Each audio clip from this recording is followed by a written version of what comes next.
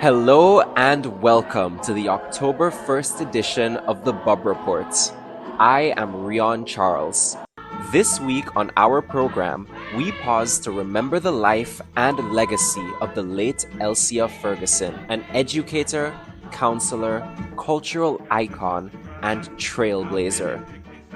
Ferguson, a daughter of the vibrant town of Guave, carved her path as a preeminent leader in the creative arts through her founding of the Spice Island Youthquake and her involvement in other areas of music and dance. Ferguson was an educator of educators and also dedicated her life to youth development. This week on our program, we sit with a legacy panel of guests who are all inspired by Elsia's storied life. We welcome our guests, Wendy Tama Ashby, Secretary of Spice Island Youthquake, Kevin Williams, founding member of Spice Island Youthquake, and Trisha Thomas, soloist with the organization. We are also joined by Dr. John Wright, Cyril Cox, Rainisha Alexander Daniel, and Karis Degans. Later on our program, we will take a deep dive into preparations for Grenada's Golden Jubilee Independence Celebration. In February 1974, Grenada became the first country in the OECS to declare independence from its former British colonizers. At a recent press conference in St. George's, the 50th Independence Celebrations Committee articulated how the celebrations will play out. Those are events that will be executed by the state. And we also have events that we will endorse from the private sector. There are a lot of persons who have reached out to the Secretariat wanting to do events around independence, and we're evaluating those events, and we will then endorse some of these events as additional events for the public to participate in. However, some in the national community have been expressing concern that the celebrations are being launched on the anniversary of Grenada's most tragic day in its post-colonial history. Should October 19th serve as the date for launching the Golden Jubilee? Arlie Gill, chair of Grenada's Reparations Committee, and Dr. Wendy Crawford Daniel, chair of the 50th Anniversary Independence Committee, weigh in. Here now is our host and executive producer, Dr. Kellon Bubb, with this week's editorial titled Remembering Elsia Ferguson, MBE, A Legacy to Behold. Please remember to like and share this live stream.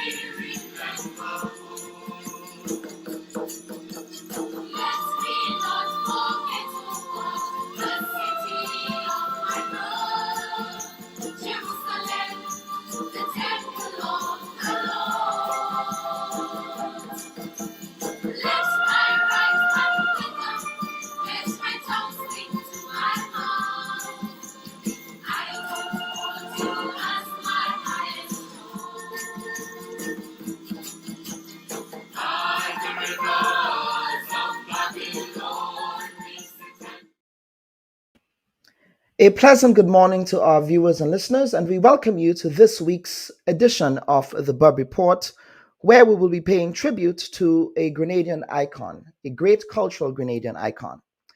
Now, Henry Wadsworth Longfellow, in his poem said, quote, "Lives of great people remind us we can make our lives sublime, and departing, leave behind footprints in the sands of time," unquote. The truly sublime are remembered for who they are and what they have accomplished. The sand of time is history. When someone leaves behind footprints in the sand of time, they are leaving behind imprints of themselves and their actions in history. These imprints or footprints last for generations. They become memories, footprints which may never disappear or take centuries to disappear. When we think about the life and times of the late Elsia Ferguson, MBE, it is fair to surmise that Longfellow's poem is an accurate depiction of the impact that this daughter of Guelph, the great vibrant city of Guelph, had on the national community. Miss Ferguson may be best known for her role as the leader of one of Grenada's preeminent faith-based cultural organizations, the Spice Island Youthquake. But her legacy also looms large in other parts of the national community. She was a preeminent educator, mentor, student counselor, and mother. In interacting with her, one would never know of her outsized impact because of her knack for humility. She pretty much flew under the radar in many respects. Now, Ms. Ferguson's passion for youth development and national service was exemplary. Hers was a labor of love, and the fruits of her labor have formed several tentacles in the arts, education, music, and youth development. A brilliant educator, groundbreaking visionary, and pioneering leader she was, a force of nature indeed. The Bubb Report joins the rest of the national community in paying tribute to her legacy today. We begin by speaking with some of the people who knew Miss Ferguson during her childhood years in the town of Guelph. Dr. John Wright joins us today, as well as we also have here another person, Mr. Kevin Williams, both gentlemen from the town of Guelph. Gentlemen, welcome to the Bubb Report. We're happy you can join us. Of course, this is a somber occasion, but we need to pause to pay tribute to, indeed, a stateswoman. Dr. Wright, I would begin with you. You are a childhood friend of Miss Ferguson. Can you talk about the Miss Ferguson you knew in those formative years? Thank you, Dr. Bob. But I want to begin by just reflecting on what you just said, all the good things you said about Miss Ferguson. And the question is, how has Miss Ferguson reached that point? Why was she as she has been? And therefore, we need to look at the family that impacted her and other related institutions. Miss Ferguson her life is really a true reflection of who her parents were and her brothers were. Miss Ferguson came from a home where there are certain things were just obvious: education, discipline, attending church. She had no choice. They were natural to her. And so when you see her now, actually what you see now is a product of those kind of experience. Mm-hmm, mm-hmm. This is why when we speak or when we spoke, every time I see her so often, I always asked her, what people say about you, did you do it your way? And her answer always was yes and no. Yes, no, because she understood very well that the values and the virtues from her parents, from the church she attended, the Catholic Church, from the schools that she went to, RC St. John's RC School and St. Joseph's Convent, the values and the virtues she kept with her.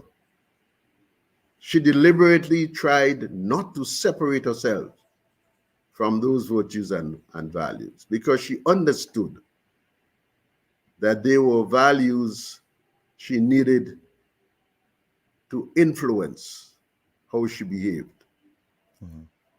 For Ms. Ferguson, in fact, sometimes I refer to her as the old-fashioned girl because Ms. Ferguson, what was right was always right, and what was wrong was almost always wrong. Immorality and morality was not seasonal for her. They always were what they were. And so, in a sense, you had to either agree with her or disagree with her. But whether you agreed with her or not, Ms. Ferguson came from a family who feared no one, respected all, but feared no one. So whether you were angry or upset, it didn't matter much to her once she knew what she was doing was the right thing to do. Absolutely. Dr. Wright, I want to bring in Mr. Williams here, and then I will get back to you. Mr. Williams, you are also from the Republic of Guam, shall we say. And of course, you've known Ms. Ferguson for a very long time. Now, we understand that you are one of the founding members of the Spice Island Youthquake, which we will be getting to later in the program. But in your time growing up in Guam, what was it about Ms. Ferguson in your knowledge of her that really inspired her to become the person that she became?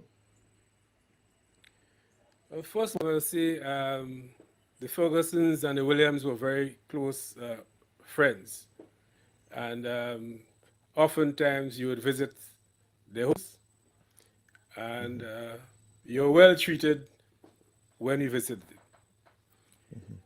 I really became to know Ms. Ferguson in a personal way when I joined the choir. And she was very strict, very disciplined, knew what she wanted, and also consulted often to make decisions. So you knew her. You said you were neighbors of sorts. What kind of neighbor were the Fergusons?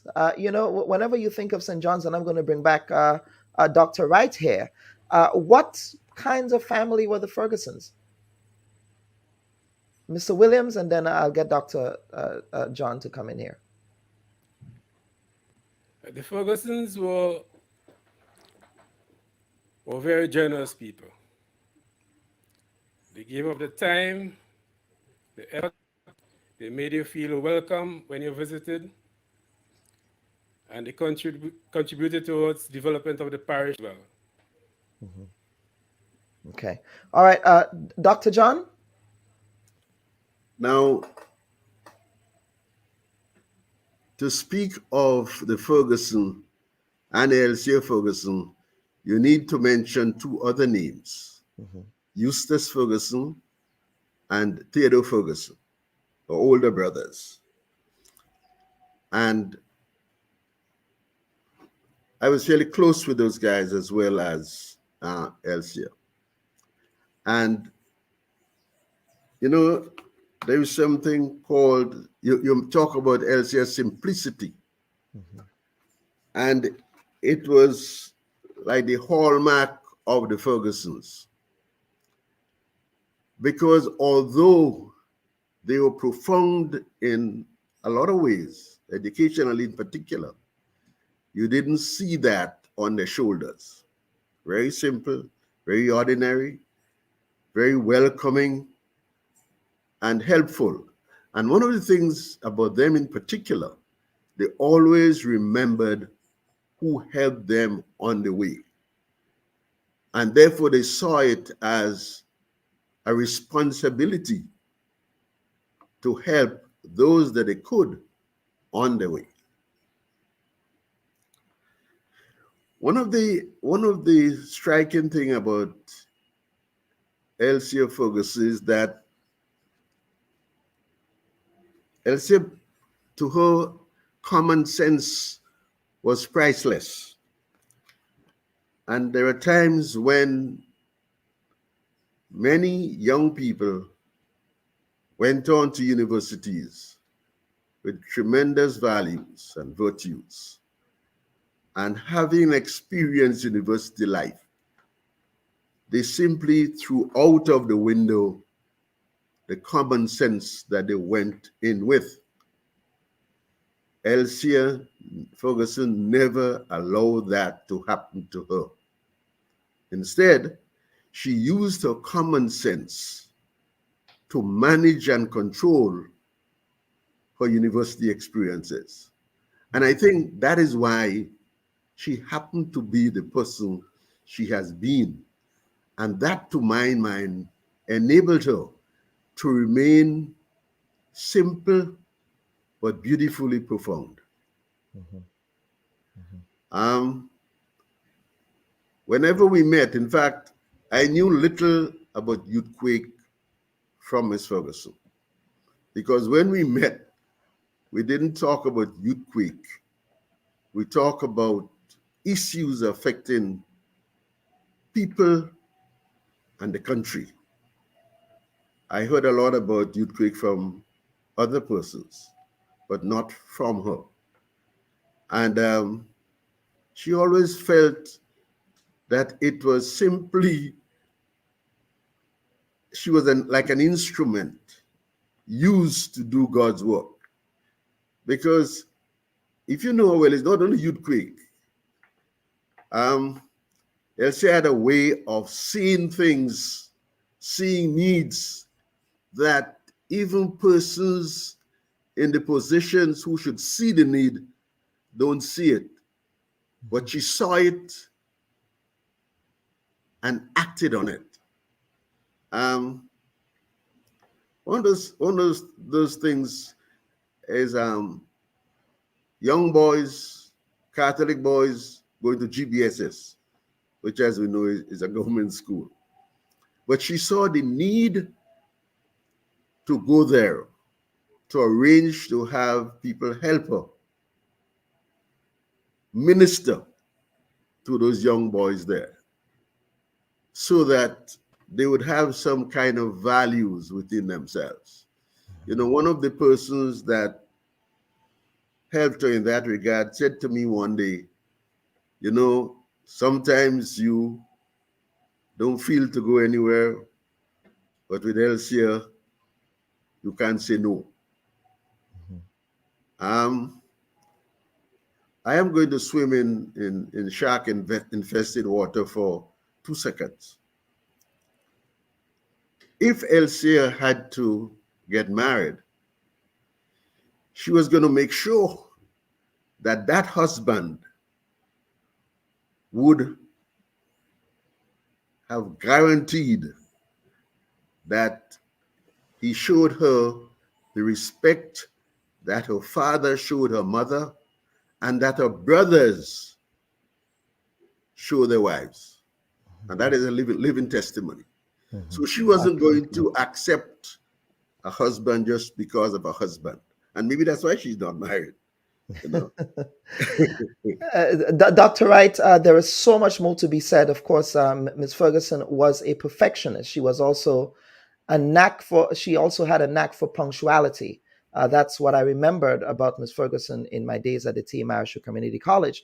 And speaking of T.M. Arisho Community College, we are going to segue now into the second part of this conversation, where we are going to bring in some people who knew Ms. Ferguson, the educator, who knew Ms. Ferguson the person who worked in the area of youth development. We are now joined by Renisha Alexander Daniel, and we also have Mr. Cyril Cox. I have not seen Mr. Cox in years, but it's so good to have you here, Mr. Cox. And we are also joined by Caris DeGans, who is also here to speak about Ms. Ferguson's legacy in respect of youth development and education.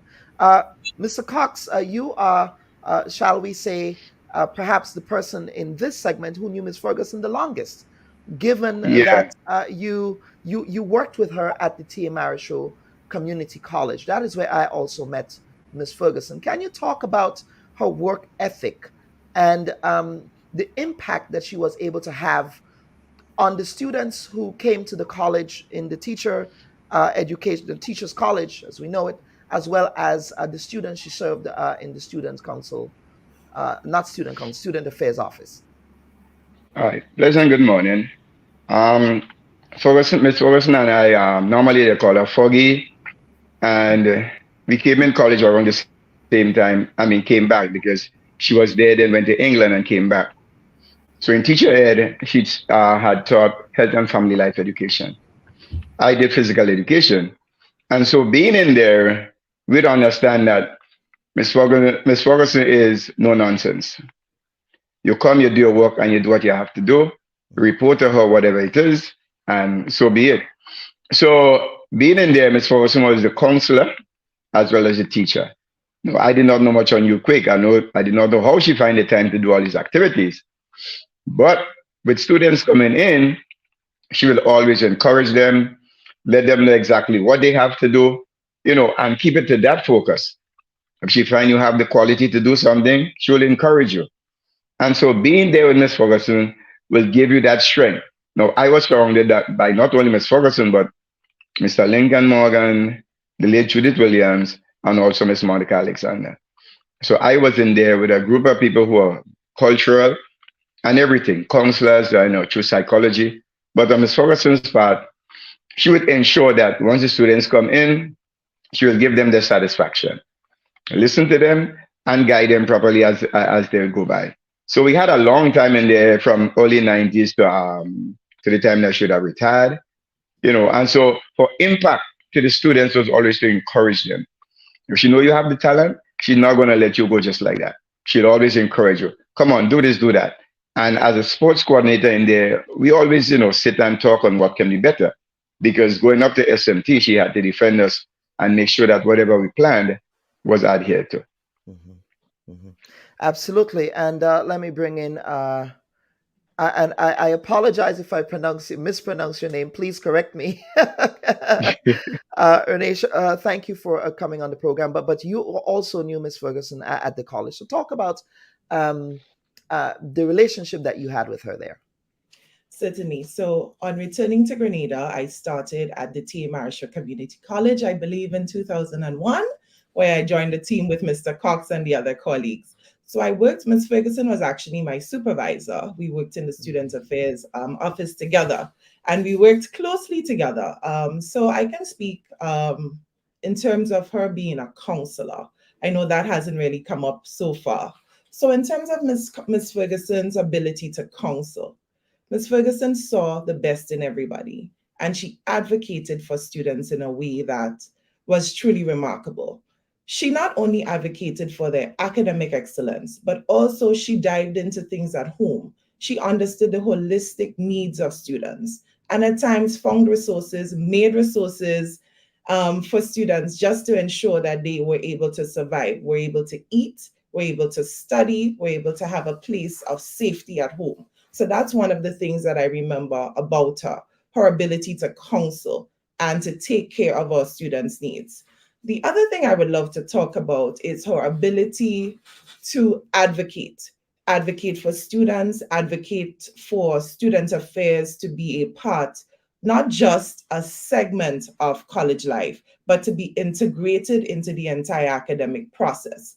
And so she had very high standards, and she had a fearless voice. Once she had concerns or she felt that standards were not, things were not up to her standard, she would make sure and advocate. And at times, she would make decisions and she would deal with the consequences after. Once she had a conviction that it was the right decision, she will do that. I also worked with her with the student council. And yes, Ms. Ferguson has been responsible for a lot of young people developing leadership skills, doing presentations. As the president of the student council, you had to sit on the board. That was something that she, a lot of students were shy about, and Ms. Ferguson would ensure and mentor them. I owe a lot to her personally. I think my tenure at TAMCC resulted in me learning a lot about student development under her leadership. And so that has also shaped my own professional career over the years. Mm-hmm.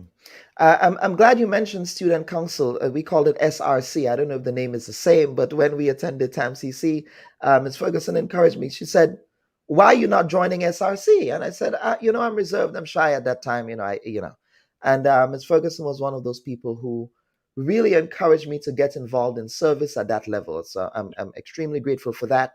But speaking of service, Karis, I'm going to bring you in here because a lot of people don't know this, but Ms. Ferguson had a soft spot for young men, for boys. Maybe it's because she had her own son. But you cannot speak about Ms. Ferguson without talking about the League of St. Michael. We also understand, Karis, that you were a close assistant to Ms. Ferguson as well. So talk to us about the League of St. Michael, or if I'm saying it correctly, or St. Michael's League, you will tell me.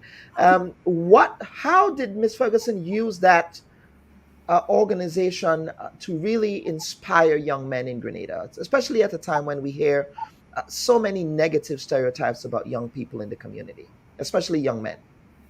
Good morning, everyone. And yes, you got it correct, the League of St. Michael. Yes. And so the League was established in 2012, October 2012. And it came about as a result of, I would say, Miss had that desire to design a program that was geared towards shaping and molding young men. She felt that there were too many programs in the Catholic Church that were mainly focused on young women, and that there were not sufficient programs in place to help cultivate the faith of young men. And so when that program came about, the main mission was for young Catholic boys to learn the faith, live the faith, share the faith, and defend the faith. And she wanted a community where these young boys could grow into holistic men, young men who knew their faith, who had a love for God, and who had a love for service. And so as a result of that, Ms. Ferguson would have organized camps. And every Saturday, our young men were meeting so that they can learn bits and pieces about the Catholic faith. They learned drills. And so as a result of that, we would have had initially 4 regiments, but 4 of them fell through. 3 remained consistent, and that would have been the regiment from Woburn, St. Michael, Grand Roy, and of course, her home community, that of Guelph. And so from there, we had maybe close to 30 young men who would religiously come to camps and learn about their faith, learn drills, and found a community and a woman who loved young men. And one of the things that she always ensured was that they were fed, and that they were fed well. And through that particular program, she started recognizing skills that they possessed and talents that could be harnessed and strengthened. And so we went from just a group that was focused on building their faith to a group that was also focused on building their talent and making them into better individuals. And so from that, we had young men who learned to play the keyboard. We had young men who learned to play the guitar. And we also had young men who learned to play the drums. And the feast day was celebrated every September the 29th. And whether it was held at the cathedral or at Guelph, we were out in our numbers giving thanks and praise to God for what he would have allowed Miss Ferguson to establish. Mm-hmm. So sitting here and reflecting, a lot of memories are flooding my mind. Mm-hmm. So many of the camps that we went on and the love that she would have demonstrated to these young men. And as been said before, she was a woman of discipline and a woman of standard, and things had to be done in a particular manner. She was very meticulous. And as her right hand, I had to make sure that everything that I wrote down had to be exactly what Miss wanted. And it had to be executed in that particular manner. And you say that, which again, she was a perfectionist. And I'm not too sure if, of course, we'll be talking about the Pope Paul camp with the other side. But did the young men also camp at the Pope Paul camp? The famous Pope Paul? No, Okay. most of our camps took place at Woburn. Oh, in Woburn. Okay, that's right, because she did reside in Woburn there. Yes, camping was one of her favorite pastimes. But can you talk about real material impacts? How did her involvement with these young men show up in respect of the impact that she had on them? Where are some of these young men today? What are they doing? I love that question. So we have Shamar in particular, who recently graduated from SGU with a degree in computer science. I can speak of Chad Welch, who just recently represented Grenada from attending World Youth Day. And he's now a teacher at St. Rose Modern Secondary. He still plays the pan. I didn't mention pan as well, because pan was something that she was very passionate about. He still plays the pan, and he's also a lead vocalist, and he learned to play the guitar with her and continues to play guitar now at his church and in his own life, because that is something that he was always passionate about, music. And she saw that and she pulled that out and she really formed that in him. So they are making the impacts from her influence. And many of them are, because they were pretty young then, many of them now are at either the Form 4 or the Form 5 level in their respective secondary schools.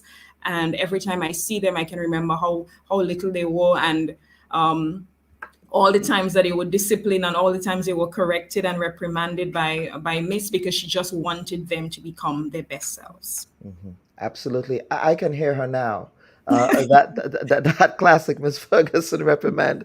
Karis, thank you so much. Viewers and listeners, what we will do now is that we will take our first break. And when we come back, we are going to talk about Miss Ferguson's legacy in respect of her founding of the very cultural institution that is the Spice Island Youthquake. So please stand by. We will be right back after this.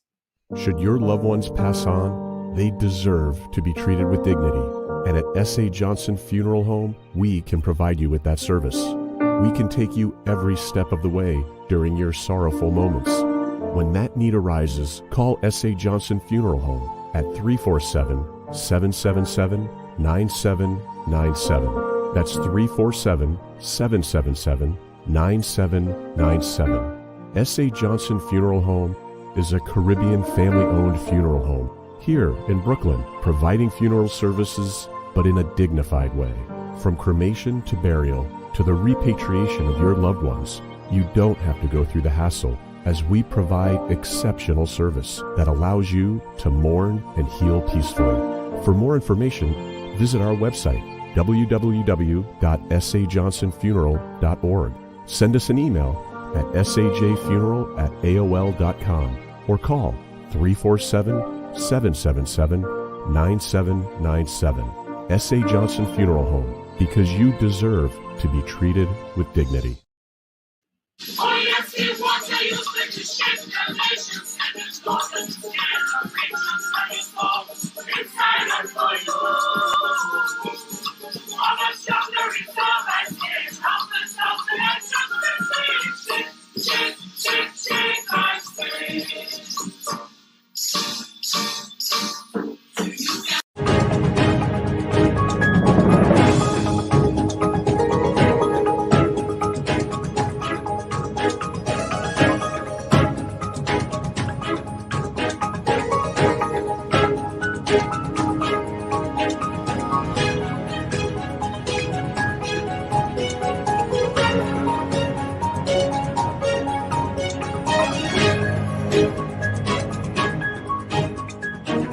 I think some of the things that stood out to me about Miss Ferguson was her sense of discipline and stick-to-itiveness. There was that about Miss Ferguson. It had to be this particular way. She was always a giver, whether it is her time to listen, her own space, Christmas trinkets, books, or even malt for birthdays. The candle Miss Ferguson lighted in our lives is an eternal flame that will continue to burn in our hearts. Frontline, come on, you need to do that better. Hey, Ken, stop.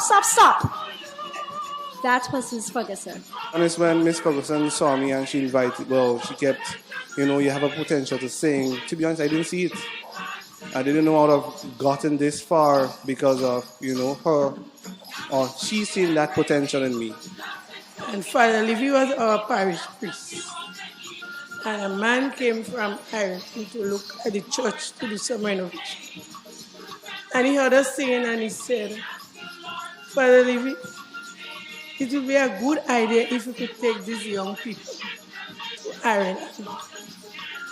We didn't have people from outside like Ronnie Marisho and Miss Ramley. It was just the regular church choir. And Miss Ferguson and Father Livy thought about that. And then we took in other people, and so we formed Spice Island Youthquake. And in August 1980, we started our journey. Youthquake is dear to me because the formative years of my singing came from Youthquake. And I really, really appreciate the part Miss Ferguson would have played in my life. She was able to fly under the radar. Somebody like Foggy who would have achieved so much. She is a cultural icon, but she has not gotten the recognition that she has deserved. So I think it is upon us to make sure that her memory continue to live. All right? Oh, yes, we want to use it to shape the nations and its government generations and its homes in silence for you.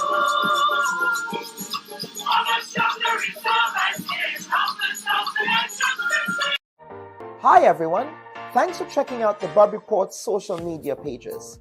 If you'd like to get more videos, show highlights, and watch our weekly live show, follow our Facebook, Twitter, and Instagram pages, and also subscribe to our YouTube channel. You can catch repeat episodes on Wednesdays at 4 and 5 p.m. respectively on CRFM Radio and GBN TV in Grenada. We are also viewed on Sundays at 8 p.m. on WPG10 throughout the Caribbean. Thanks for watching.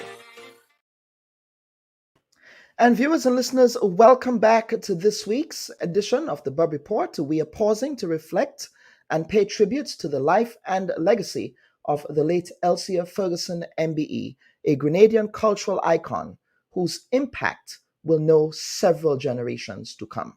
And at this time, we are joined by the cast of Spice Island Youthquake to reflect on perhaps Miss Ferguson's signature accomplishment in Grenada, and that is the Spice Island Youthquake that really put Grenada on a cultural map in a very unique way by way of their international tours that was done in the 90s. Trisha Thomas, who is a soloist with the organization, is joining us, and Mr. Kevin Williams is back here with us, and Wendy Tamar Ashby is also here with us this morning. First and foremost, I want to thank Wendy. Wendy, we have been having this conversation. In fact, we wanted to have this program last week, but we said, you know what, we will take a pause and we will ensure that we do a proper tribute to Ms. Ferguson. And I want to give you credit for really assisting me in putting this together in the way that I'm sure Ms. Ferguson would appreciate. So thank you so very much. But panel, welcome to all of you. I would start with you, Mr. Williams. Again, let's go back to Guav. We want to go back to Guav. And what was Ms. Ferguson's thinking behind establishing such a faith-based cultural group as the Spice Island Youthquake? Well, initially we were the church choir. And one day, an Irish architect called Ray Carroll visited, heard us singing on a Saturday afternoon, and suggested to Father Oliver Levy, parish priest at the time, that he should take this group to Ireland. Father Levy, Miss Ferguson, and Miss Lauren Ramdani sat in this issue. I came up with a name, Spice Island Youthquake. And the members were informed, and discussions were held with the parents of the young choir members, and we all agreed that we'd like to make that trip to Ireland. Yeah, so let us talk about that trip to Ireland. What impact did that trip have on Grenada's reputation, Grenada's notoriety as a destination for culture? I believe Spice Island Youthquake was the first culture, at least from the Caribbean, to visit Ireland. That was one of several destinations because we began in London, we went to Scotland, and we also traveled to Ireland. And there we were able to make a lot of friends. They loved our music. They bought our CDs, bought our magazines, and most of the shows were well attended. Try to encourage and promote Grenada to the Irish people and to all our persons who attended our events to Grenada and to enjoy our beauty and our people. So it was a twofold. It was not only a spiritual trip, but it was also a trip that had impacts for the national community in general, for putting Grenadian culture on display. Well, besides that, we also raised funds for several institutions in Grenada, including the Hillsview Home for the Aged, a candle making factory in St. Patrick's, and the sewing center in Guelph.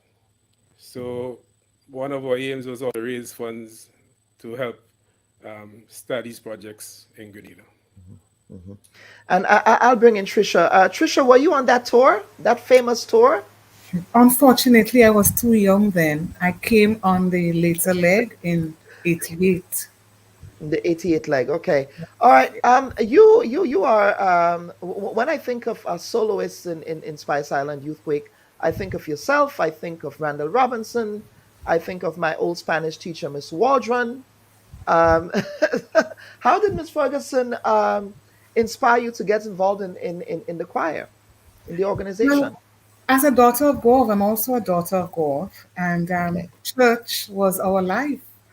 And I think, I'll be honest with you, I came into Youthquake kind of coming on the back from First Communion, like around 8 or 9 there. And I think about 5 of us was recognized basically from us being in our little church communion choir. You looked forward as a child when Youthquake sang at Mass. It was just inspirational. And that was my start of getting to know Youthquake then and wanting to be, well, I wouldn't even say being part of it. I think she heard a few of us and she pulled a few of us into forming a little junior Spice Island Youthquake. So that's how I started. I started off as a little member of the junior Spice Island Youthquake, and then moved in at age 11 to the senior group. To the grown-ups. Now, I never knew there was a junior Youthquake. This is news to me. Yes, there were. There was. Okay. And that was in Guelph. Yes. Okay. Now, talk to us about some of your fondest memories in preparing for your major shows, your major performances and events that you've had. On background, I was told by Natifa, Natifa Lewis about the camps that you guys held around Carnival time, and the shenanigans that occurred there. Well, talk to us about the behind the scenes. Yeah, go ahead. As everybody would have mentioned, Ms. Ferguson was a disciplinarian. Yeah. And nothing happened without things being put in place first. However, all aspects of life had to come into one sphere.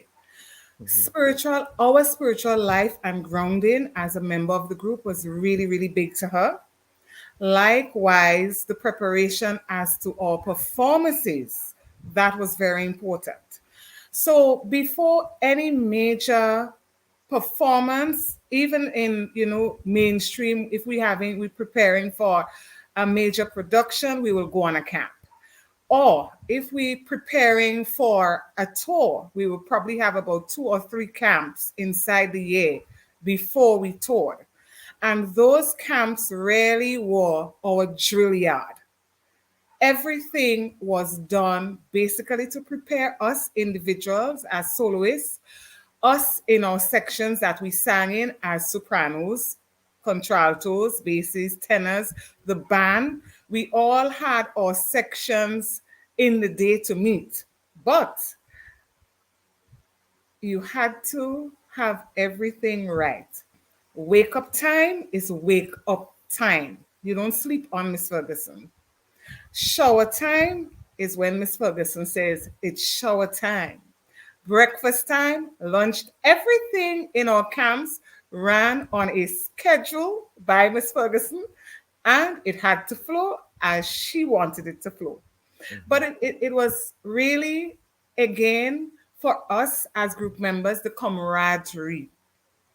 We fell in love with one another as human beings. We learned each other's personalities, each other's characteristics, what we were good at, what we were special at. And in the camp, we had time really and truly to harness our abilities on a different level. She also used the camps really and truly to, where we're going away, to prep us. So we will have a final mass, right? That was for our spiritual life to ground us. We will have a dinner, a proper sit-down dinner, because again, we were going out there as young Grenadians and we had to showcase ourselves in a proper manner. We had to showcase who we were as Grenadians. We had to showcase how talented we were as a people. And we had to show that we had skills, so our dining skills. She had a full-on 3-course meal served to us and all the trimmings, so that if we were invited to a dinner, we all knew how to behave. We knew our table manners, and that just was Miss Ferguson. So what I hear you saying here is that there was a holistic approach. So these wonderful celestial voices that we heard, there was much more to that than just those. That preparation was key. Absolutely. Wendy, let me bring you in now. Again, I'm not sure if you heard what I said earlier, but I was saying thank you for really helping us in coordinating today's program. Your attention to detail is a reflection of Miss Ferguson's legacy. Yes. So, Wendy, thank you for joining us this week. Now, in respect of Spice Island Youthquake, people think of Miss Ferguson's legacy only through the lens of Spice Island Youthquake.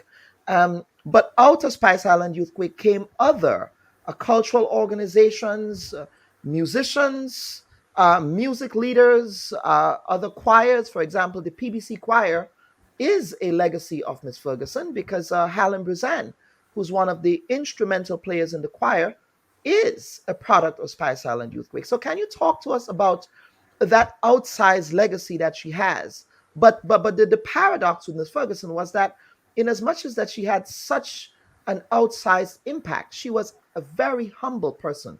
You would never knew that it was the same Miss Ferguson that was behind all of this when you interacted with her on a one-on-one basis. Wendy.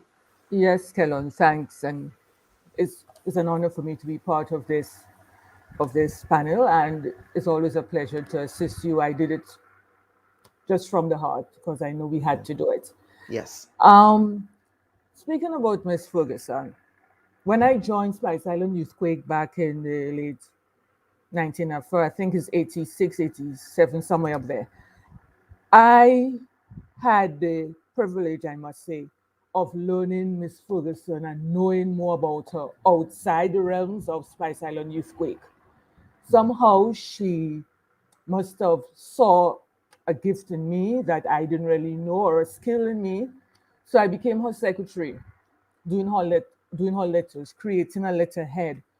I also learned to decorate the basket, do headpieces, which I must say I'm grateful for today, because I can use that in different organizations that I'm part of, and it's all because of learning that from her. Sometimes I would tell the choir members, when you all go home after choir practice, I still have to go to her house because I have this to do, that to do, other days of the week. But it was all in a positive light. And I am so grateful for knowing that. I mean, being a young driver at the time, I think that it worked for me. So sometimes I leave her house midnight to get home, but I always had to call when I get home, or she'll call me on the way, no matter where. Even though we go off late from practice, when I get to town, drop some people home. But I'm saying all of this to say that was the kind of person she was. Then to speak to the other, as we say, children and grandchildren of Spice Island Youthquake, outside of PBC, Presentation Brothers College Choir, yes, Halim was quite a strong and not founding member, but pillar member at the time. And also together with him, Kenrick Harper assists presently with the PBC choir, together with the PBC orchestra as well. And then Kenrick Harper also has now his own music school that he teaches the various musical instruments, music theory in numerous schools around the island. We have Susan Jones, who has her own dance company. We have Chihira Vivek has her own dance company. There are a lot of persons who have their own band. For instance, Andy Bain has his band Fahrenheit. He has been the keyboard player for a number of years. And just to name a few, a lot of Calypsonians, Scholar, the great Scholar, has interacted with Miss Ferguson back in Teachers College days. So Miss Ferguson has Quaco as well. Quaco as well. There other members of Quake USA, that's an offspring, and that is one thing I know she really appreciated when we had in 1988, 87, 88, when a couple members moved to the US, and they were able, together with Pax Harley and Rex Harley, and so were able to still come together and keep that cultural aspect alive. She was very happy about that. And not the least to say, what I like about Miss Ferguson is that whenever anybody came to Spice Island Youthquake, you just don't come to a choir practice and figure the next time we have a performance, you're on stage. You had your handed guidelines, and you had to be at practice 3 consecutive months before you grace her stage. Those of us, or few persons who got that opportunity before the 3 months, we have to say, thank God, we are grateful for that. But she held it, and if she gave you, for some reason, she gave you the opportunity to get onto her stage, and she always called it my stage, no matter where you were. That's you interesting. Got on that stage, okay. For 3 months, you count your blessings. But you better be good, because if she's not satisfied, she'll pull you off. And that is just what the kind of person she is. That is the kind of perfectionist. It had to be right. If I should just waver a bit and say, I remember we were learning some songs, and we were like, what is songs about? And then she turned to the musicians and said, I want this, go into this song, into that song. And one of the musicians said, well, miss, we can't do this song and that song. She said, listen, I don't know what you're talking about. This is what I want. Find the key, find whatever, note whatever, but I want this song to bridge into that song. And that was the end of the conversation. She took the vocalists outside and she left the musicians inside. She gave them 15 minutes. When we were back, they said, Miss, this is what you do. And she said, oh, ho, and you say, it can work. What you all think I am? But that was the kind of, even though she did not play a musical instrument, but she had it in her mind and she knew what she was looking for. She didn't expect you to get it at the first try, but you do something and she said, try it again. I don't like that. It's too long, it's whatever. But at the end of the day, we were able to produce what she wanted. And I must say that is why Spice Island Youthquake is a leader, is a leading organization. We never follow anybody. We always stood out from the rest because she had a vision and it was the straight road. That's what you had to follow. And it's her legacy. And we as Spice Island members, we do, now can appreciate after becoming adults, we can see how the different, according to like Tricia say, the strict order, the strict timetable we had on those camps, we can see how today it's helping us in our adult lives. Because you have to have a mind of your own and know what you want and why you must not just settle for anything that comes your way. Mr. Williams, let me bring you back in here. Is that your recollection? Ms. Ferguson says that she had a vision of something and perhaps members of the group doubted it. And she said, no, this is what we're going to do. Is that your recollection, especially in the early days? Yes, indeed.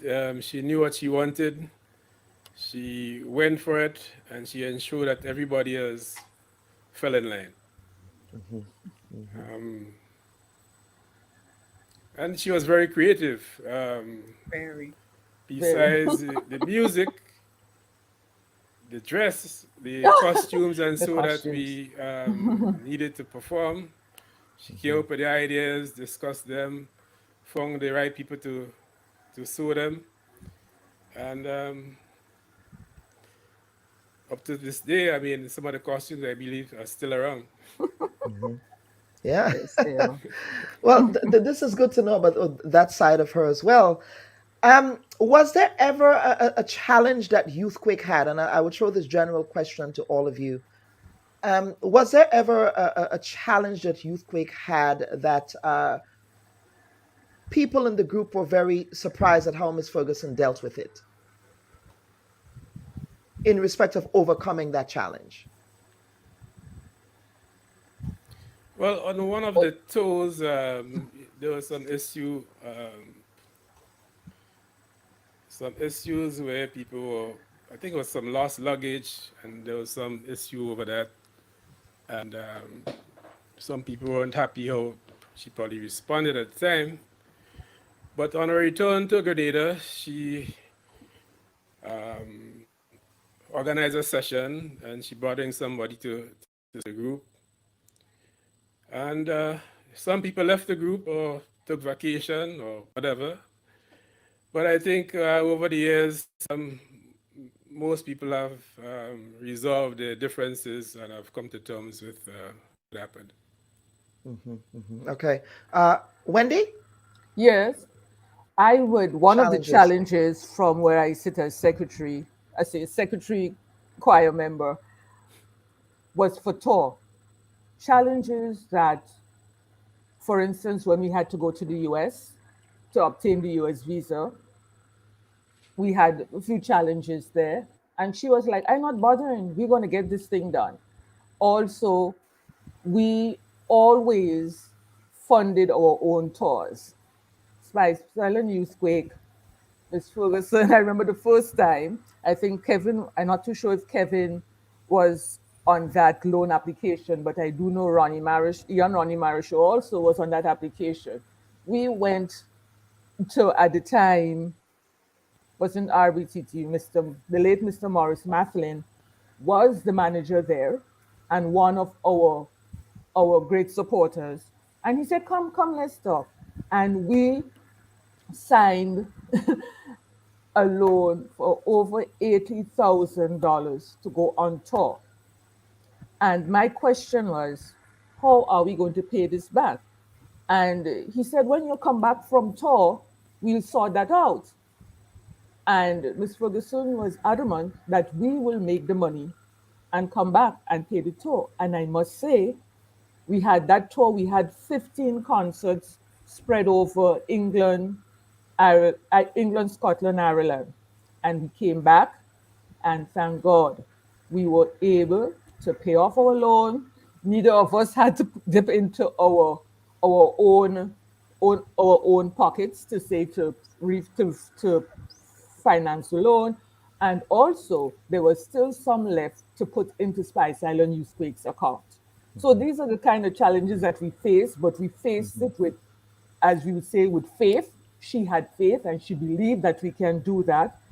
And also, some of the tours, I don't know how many persons are aware, that we were able to, Kevin will speak to that, Hills View Home for the Aged, Spice Island Youthquake was very instrumental in the building and the forming of Hills View Home. We contributed to, you would say, Pope Paul's Camp, but now New Life Organization. Some of the tours, some of the funds made on the tours came back to New Life Organization.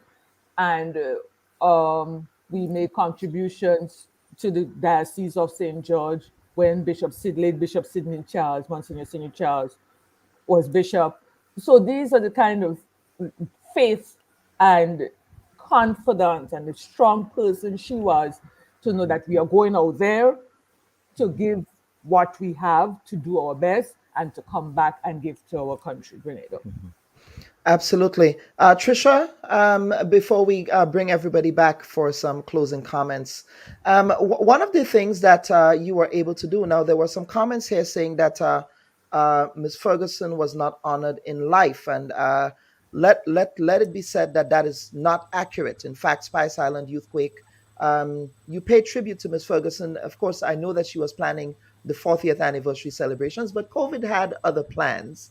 But you guys still were able to have a mass in which she was present and in which she was given her flowers, not only then, but there were others. So talk to us about how you were able to pay tribute to her life's work when she was here with us in the physical realm.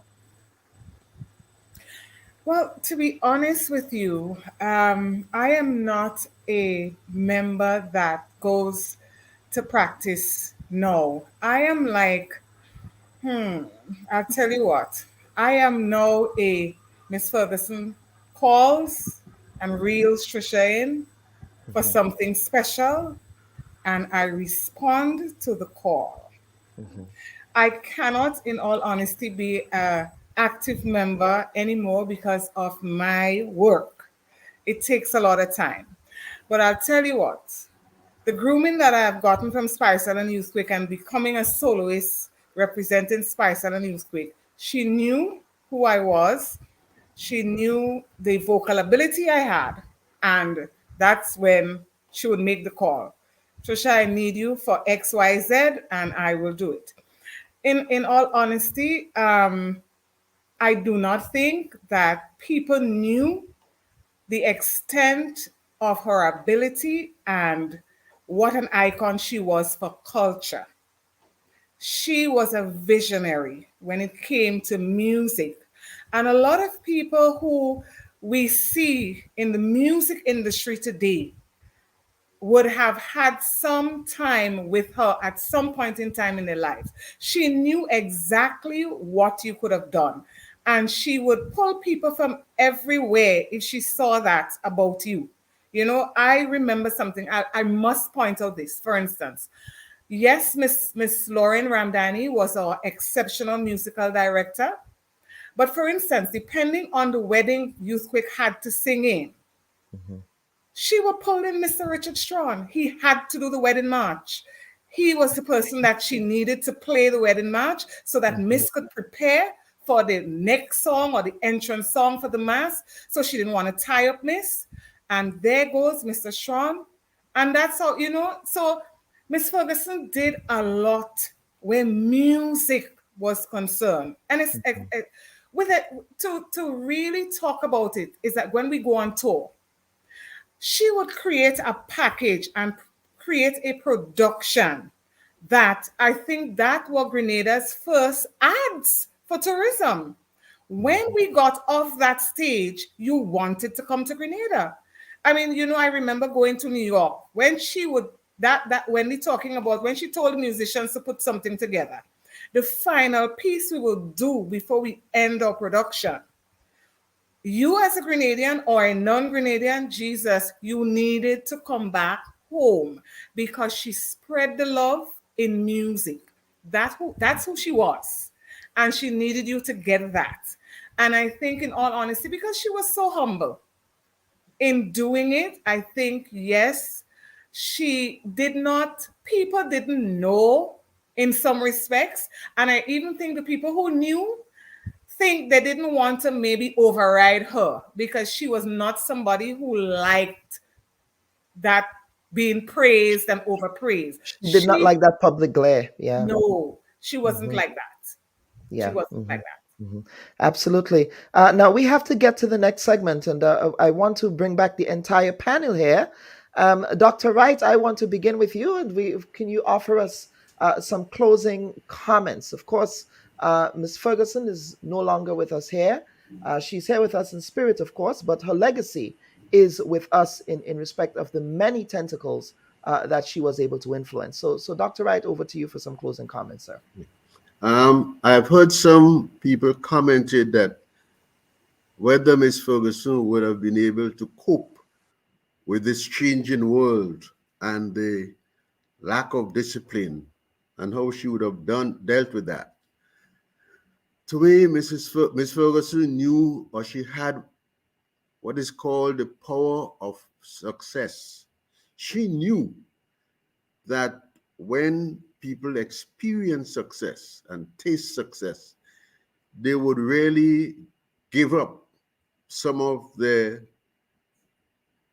let's say, the bad ways or the discipline, because they realize that the discipline got them nowhere. But her discipline enabled them to taste and realize success. And I think she knew the power of success. She just had to use it, create it, and make it available to all those who understood what success really meant. Absolutely. Thank you for that comment there. Let us get to Mr. Cox. Mr. Cox, over to you for some final comments, sir. Can you hear me? Yes, loud and clear. All right. One thing I can say is that listening to all the attributes of Ms. Ferguson, right? One thing I remembered, at least we saw her, Mr. Simpson, myself, and his wife, right, went to visit Ms. Ferguson in Woburn. And, it was a pleasure to be there, to see that, the transition from one to the next, right? But things always stood out with us, especially at the office, because it was always about, that cohesiveness about who you are and to make the office one. And so we try to keep that going on and instill that even now that we enter groups, we try to use the same, the same aspect of keeping people together and let them understand it, the importance of the group. So what you would have taught us stayed with us. Yeah. And I think that who missed it, they had missed a great deal. And if some people can reflect on those things, I think they can make a lot of changes and make things different for them. Thank you, Mr. Cox. It's so good seeing you again. It's really yeah, man. It's good to see you. Yeah. Thank you for your service, Teach. Thank you for your service, Coach. All right. Yeah, welcome. Mr. Williams, over to you for some closing comments, sir. Okay. Ms. Ferguson was a dedicated professional. She knew what she wanted, whether it's in the music, in the costuming, in the choreography, and in getting the right people for the right pieces. She just knew what it was necessary to get a production going, and to the best of her ability, she showcased Grenada throughout the Caribbean, America, and the UK. Mr. Williams, thank you so much. And we here at the Bubb Report, we certainly extend our condolences to you, especially given that you were a founding member and you knew the Fergusons very well, being that you also from the town of Guelph. Okay, we are going to save the best for last, ladies. We did not forget about you. That's why we're saving the best for last here. Although they say ladies first, I say sometimes we have to save the best for last, and that's what we're doing. But I want to begin with you, Karis, for some closing comments. So I have been truly blessed to be associated with a selfless woman who opened her heart, her home, and her pockets to young people in the interest of shaping their lives. Miss Elsia Ferguson lived an exemplary life, and her legacy will certainly live on. Renisha? So I think Miss Ferguson's legacy lives on in the lives of all the people that she touched. And during her time at T.A. Marshall Community College, she certainly championed a lot of positive changes in the way that we look at education and the way that we look at student development. And I think she's inspired all of us to do better. She's also inspired us to continue to stand for what is right and to advocate for those who need a voice. So that's what I would remember. So may her soul rest in peace. And may we all continue the legacy that she started in student development and within the higher education, within higher education to inspire others to do great. Absolutely. Trisha? I really want to point out that, as an older member, something I truly will keep with me in memory is her legacy as to how she wanted things done.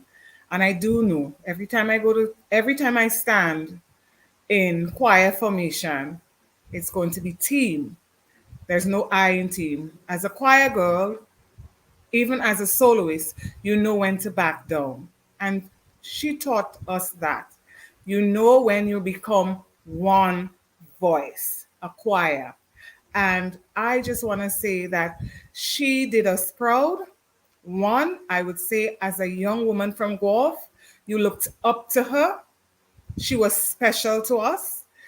As a young woman being part of Spice Island Youthquake, then it was just tremendous for what I would have learned and many of us would have learned being there. And I will keep her legacy, the discipline and challenging others coming up in vocal excellence, because it really, really meant a lot then when she offered that to us. And I think it would mean a lot to people if some of us would still share that kind of characteristics of her with other people. I'm glad you mentioned Guelph here, because sometimes, and of course that is not necessarily a prevailing narrative, but sometimes when you hear Guelph, there's these negative stereotypes about Guelph. But one of the things, as somebody who is a descendant of someone from Guelph, my paternal grandmother is from Guelph. Guelph has a well and a wealth of talented Grenadians who have contributed significantly to the tapestry and the life of that town. Guelph is a storied place in Grenada, and it is something that we must pay tribute to. I just thought I needed to make that point. But I would I would really like to add, as you said that, the one thing I love about my hometown is how they support. When Youthquake had to go on tour, every cake sale was sold out. Every dinner was sold out. If we performed in Marisha House, in GBSS, in St. Rose, we had 3 or 4 buses coming to see us. Guelph always support, and that is something I must point out and say thank you to my community. I grew in that community, and today that is something I'm very, very proud of us of. We support our own and we go hard for them. This is true, and I know this to be true. And I'm sure Dr. Wright knows this to be true as well. Yes, Dr. Wright? Yes, very much so. Yes, absolutely. Wendy, is there anything as we close with you that we missed, that I missed, that perhaps you might want to acknowledge at this time? I just like to just say 3 quick points. Thank you, Dr. Bob. Ms. Ferguson always showed appreciation to her choir members. She always had something to give, be it the 10th anniversary, be the 20th anniversary. She gave out certificates, she gave out little tokens to say that, yes, I'm doing this, I'm in charge, but I do appreciate you. She always did that. And as was said by other members on the panel, she always made sure we had food to eat once we had camps, etc.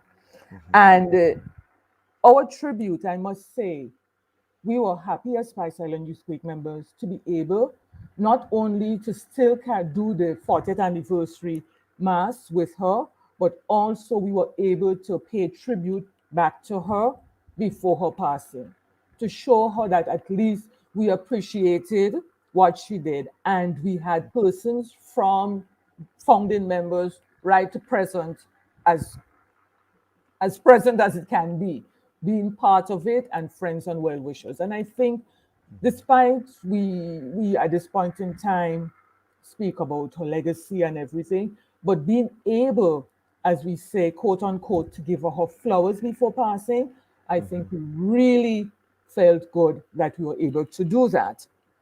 And just before we leave, I just want to say that her family, her brothers, their wives, their children, was always an integral part of Spice Island Youthquake. Be it on tour, be it wherever, singing at her niece's wedding in Trinidad, they were always supportive of her, always there for her, always part of Spice Island Youthquake. She never left them out, and she was always about celebration. Every family event she celebrated, whatever it is, she was really that bond within the family. And together with all the members of Spice Island Youthquake and her family, we have pledged to keep her legacy on in whatever way we can, but we will do that because we think it is if we don't do it, who will?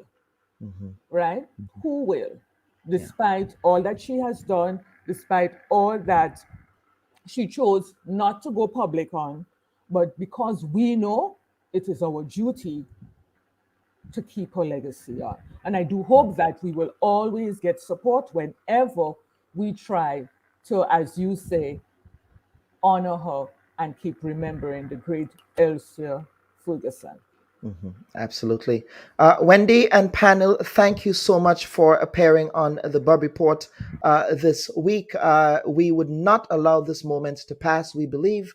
While, yes, we should be giving people their flowers while they're here, and it's something we do as well here on the program, but we believe that whenever someone as iconic as the late, great Elsia Ferguson passes, that we also have to mark that moment in history, because her contribution is a contribution that would live beyond her time here on earth. And may her soul rest in peace. And we extend our deepest condolences to all who knew her, to all who was impacted by her life's work here in this plane. Viewers and listeners, at this time, we're going to take a quick break, and we would come back with the final panel of the segment, where we'll be discussing Grenada's Golden Jubilee, which is about to be launched on October 19th, 2023. Please stand by. Hello, everyone. I am Chantal McGuire, your local bred Grenadian actuary and asset liability management expert. Are you satisfied with your current finances? Are you curious and constantly looking for ways to make additional income? Join me on the Bubb Report as we strive to empower you, our valued audience, to become more financially literate and help evolve Grenadians into a mindset that's investment focused and entrepreneurial. Literacy is about freedom. It's about being able to control your money and not letting your money control you. It's about foresight for a brighter future. Our core mission is to promote financial literacy and share money-generating opportunities for everyone. Join us on the last Sunday every month, starting July 30th, as we strive to provide the keys to financial freedom.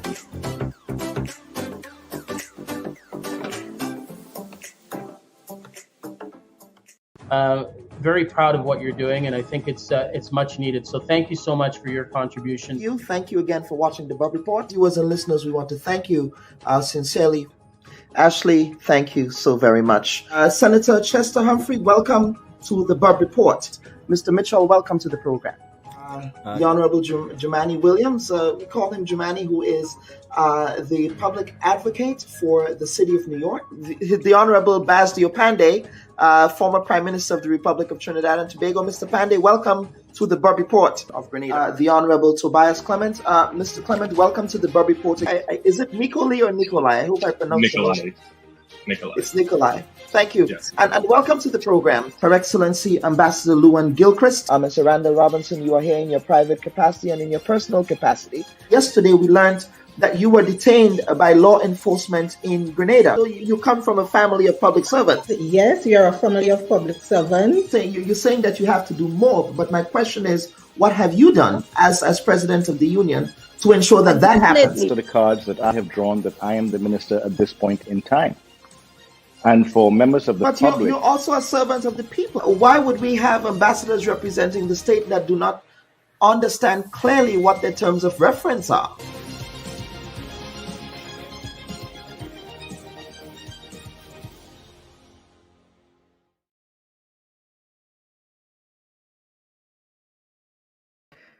Viewers and listeners, welcome back to the Bubb Report. And now we will get to our final segment of the week. And I believe I have an issue here. Hold on, let's see.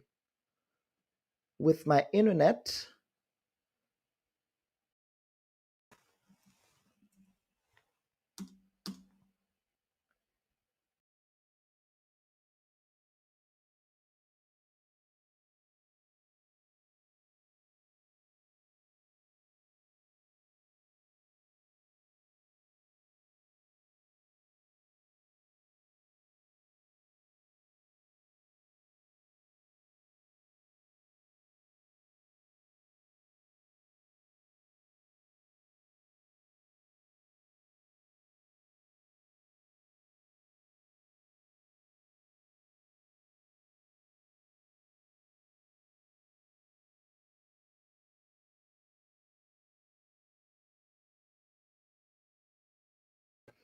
Viewers and listeners, we just had a temporary break in our transmission, our internet transmission. Sometimes that happens. And this is, of course, a live program. So we sometimes have to expect those things. Now we're going to get into our second segment of this week's program, where we are going to be discussing Grenada's upcoming Golden Jubilee, its 50th anniversary of independence. Grenada is indeed becoming mature, but there is still a lot of growing up to do. So I'm happy to be joined by two patriots, Dr. Wendy Crawford Daniel and my former history teacher, the best history teacher in my era in Grenada, notwithstanding the GBSS. I would give him that. I would forgive him for that. Teacher that ever passed through the Presentation College is Mr. Ali Gill, who incidentally also was the history teacher for the current Prime Minister, Mr. Deacon Mitchell. Ladies and gentlemen, welcome to the Bubb Report this week. We're here to discuss independence. But before we get into it, we just paid tribute to a great cultural icon that transitioned in recently. That's Miss Elsia Ferguson. Can you, ladies and gentlemen, reflect on Miss Ferguson's legacy? Now, I know that for the 50th anniversary of independence, there would be an emphasis on naming national heroes. There would be an emphasis on, for example, renaming streets. So, for example, Scott Street. We don't know who Scott was. So we don't know who Melville was, right? But let us talk about people like Miss Ferguson, who really engendered that sense of Grenadianism that she was able to do for us as a nation, a national identity. Wendy? Dr. Daniel. Yes, good morning, Dr. Bubb, and good morning to listeners. Hi, Ali. Nice Hi, being on morning. panel with you. I'm looking forward to sharing with you this morning. Morning.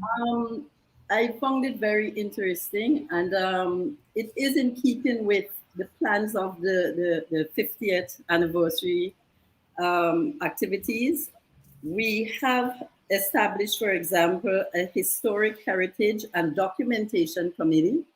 And one of the responsibility of that committee is to focus on national heroes, but also to think about others who would have made substantial or significant contribution in all aspects of our development. And so I thought that that segment this morning fit very nicely into the objective of the activities and events that we are planning for independence. It is really to look at our own, salute our own, honor our own, and for the outstanding contribution that they will have made. We do have in many of our communities throughout Grenada, Carriacou, and Petit Martinique, outstanding, we can call them unsung heroes. We have heroes in every single community who have passed for years and were not recognized. Some were recognized, but the type of opportunity that independence will now give us is that introspection, that looking in, looking at our own, honoring our own, hailing our own. And I'm really pleased that we have this opportunity to really do that with this Jubilee year. Absolutely. Let me bring in Mr. Gill. Mr. Gill, you are also a son of St. John. You may not necessarily be from Guave, but I say Guave is St. John is Guave, right? There's no distinction there. Reflect on your fellow parishioners' legacy for us. Well, thank you very much, Dr. Bob. Morning, Dr. Daniel, all viewers and listeners. But even without your invitation, I must say that the panelists who appeared before us brought Elsia Ferguson alive. And I would have commented regardless of the invitation to do so. Yes. Miss Ferguson, I once sat at her feet as well. She taught me at Marshall House, University of West Indies Extramural Center, where we started law. She taught us use of language, use of English. And so coincidentally, I also taught her son. So we go way back, myself and Miss Ferguson, through education. I sat at her feet and I taught her son Calais. And allow me to extend condolences to him personally and to members of the family and the Youthquake family. And I know of Ms. Ferguson's legacy, her contribution to culture. How do we honor someone like Ms. Elsia Ferguson and her work? I think it goes beyond now naming something after her. Frankly, one of the things that I tried to do many years ago was to document folk songs. And that effort, I believe, should continue. But also, I'm not certain if we can start once again or re-energize is sort of a national choir, so to speak. Because Spice Island Youthquake was, it did not have the name national in front of it, but it was the leading choir throughout the island for many years. And I believe that part of our culture is a bit on the decline. And something like the national, like the folk festival was established to sort of see how we can create a local platform for that sort of a part of our culture. I think we have to find some way of keeping the memories and the work of Ms. Ferguson alive. And I believe some sort of a national folk group, folk theater of some sort that, you know, could really represent us. I mean, Spicer, they went all over the world traveling and performing. And as Trisha so pointed out, you know, they sold Grenada before for free. Basically, you know, with their music and with their dance and with their costume. And I remember those things vividly. So that we have to find ways in which we can truly continue this work and not to just allow, you know, these efforts to fade into, you know, just fade away basically. So I believe that Elsia Ferguson has, you know, made a tremendous contribution to the development of culture and art in Grenada, and it will be quite fitting for us to, in some way, honor her legacy and honor her legacy and what she has done. Dr. Daniel, now let's segue. Now, 2023 and 2024 are two signature anniversary years for Grenada. In October 2023, October 19th, 2023, it would mark the 40th anniversary of the tragic events of October 19th, 1983, where the country lost its second prime minister, the Maurice Bishop, and members of his cabinet, as well as other citizens who were tragically killed on that day. Now, February 7th, 1974. Now, of course, Grenada was only a couple of years old. It was a young nation at the time of the October 1983 tragedy. And of course, in 2024, February 2024, we will be marking the 50th anniversary of Grenada's founding as a post-colonial state, as a post-colonial country, declaring itself independent from the colonizers, the Great Britain.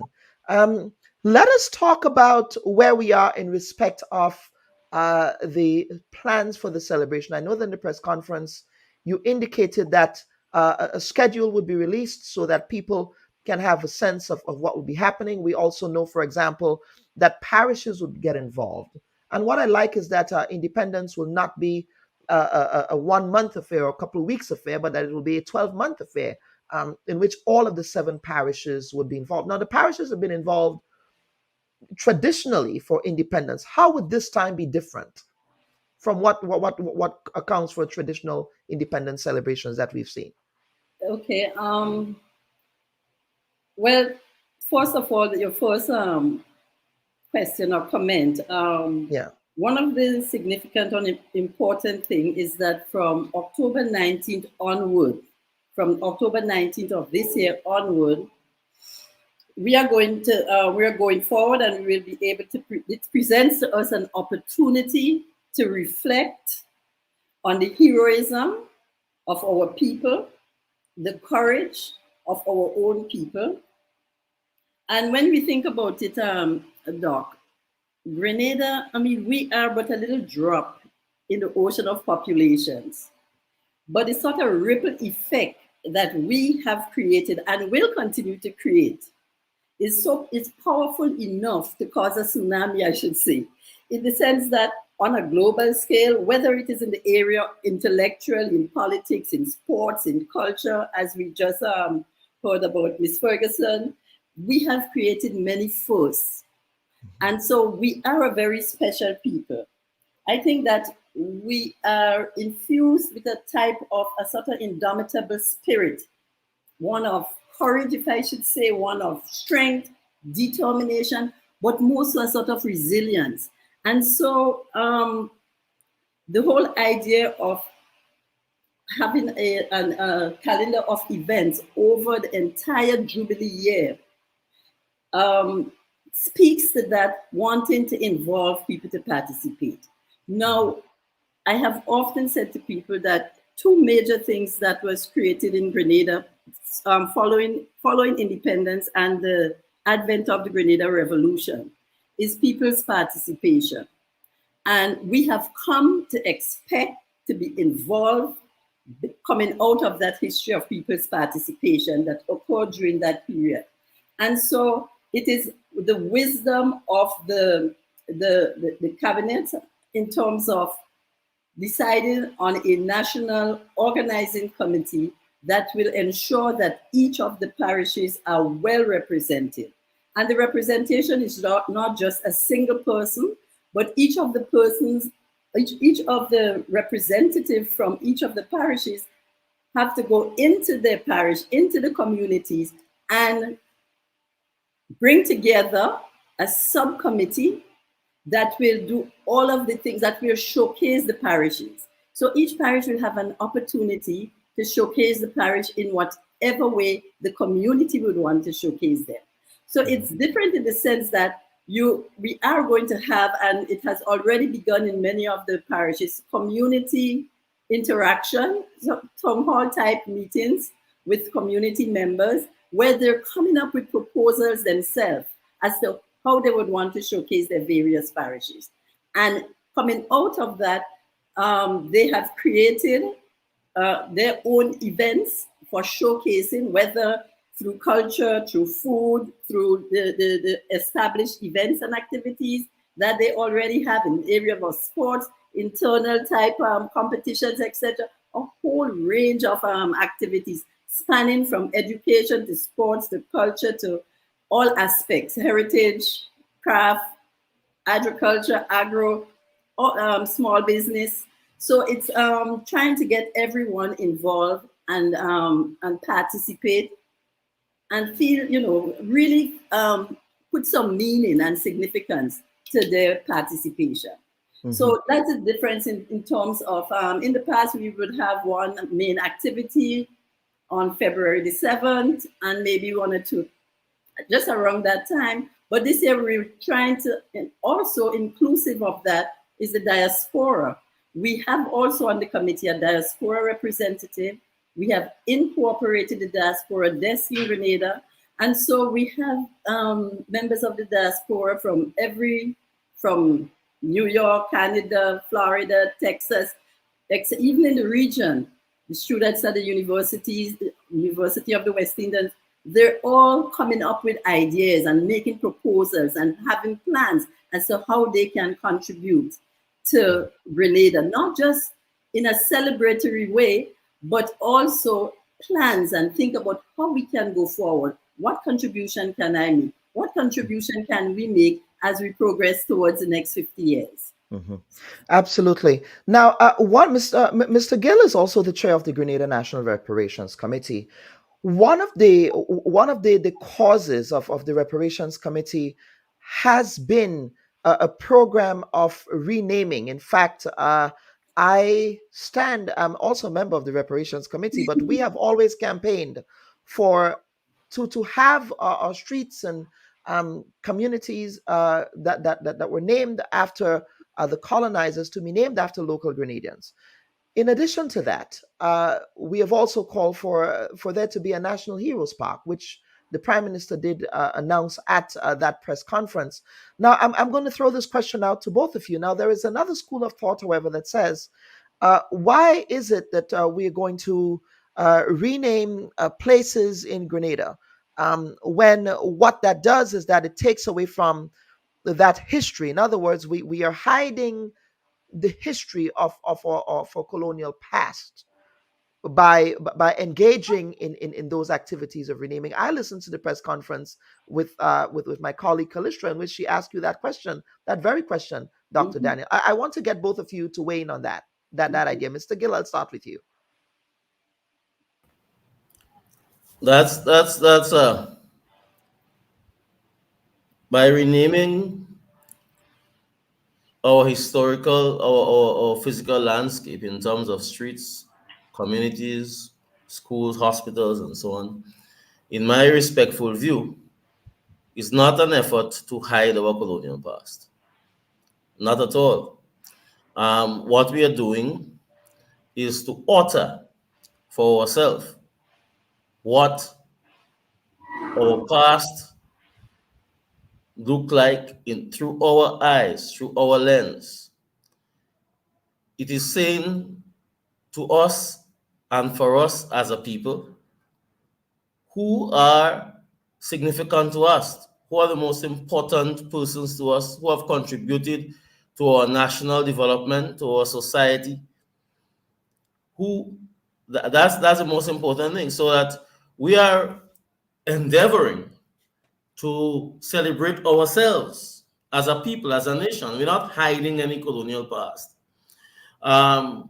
We have met these streets and the names of streets and Her Majesty's, His Majesty's prison. We have met that in 1974. and we have kept it for some reason. And we say now, as an independent nation, 50 years on, that the principles of self-determination, the consciousness of our nation and of our people dictates to us that we must define ourselves as a people, right? Our early history and so on was written by those who colonized our country.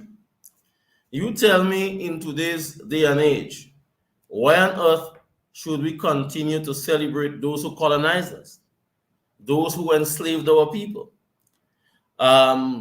Names of streets that are former governors, plantation owners, slave owners, why do we continue to celebrate them and not to celebrate our own people? So I cannot see for the life of me, how is it that someone could think that we are trying to hide our colonial past? No, it's not. It is redefining our own history as an independent nation and as a people. So that is what it's about. It's not about hiding our colonial past. No. The legacies of our colonial past will be forever with us. That cannot be hidden under changing the names of those who has caused harm to us. Not at all. So I think that's a very weak school of thought, with the greatest of respect. Dr.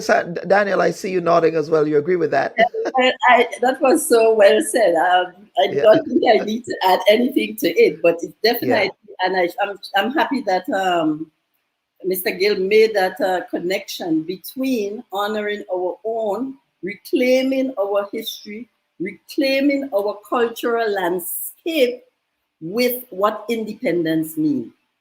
So it's not that these names will be eradicated and that will be the end of it. They continue to form part of our history.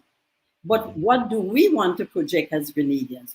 How do we define our identity? And these are ways in which we do that.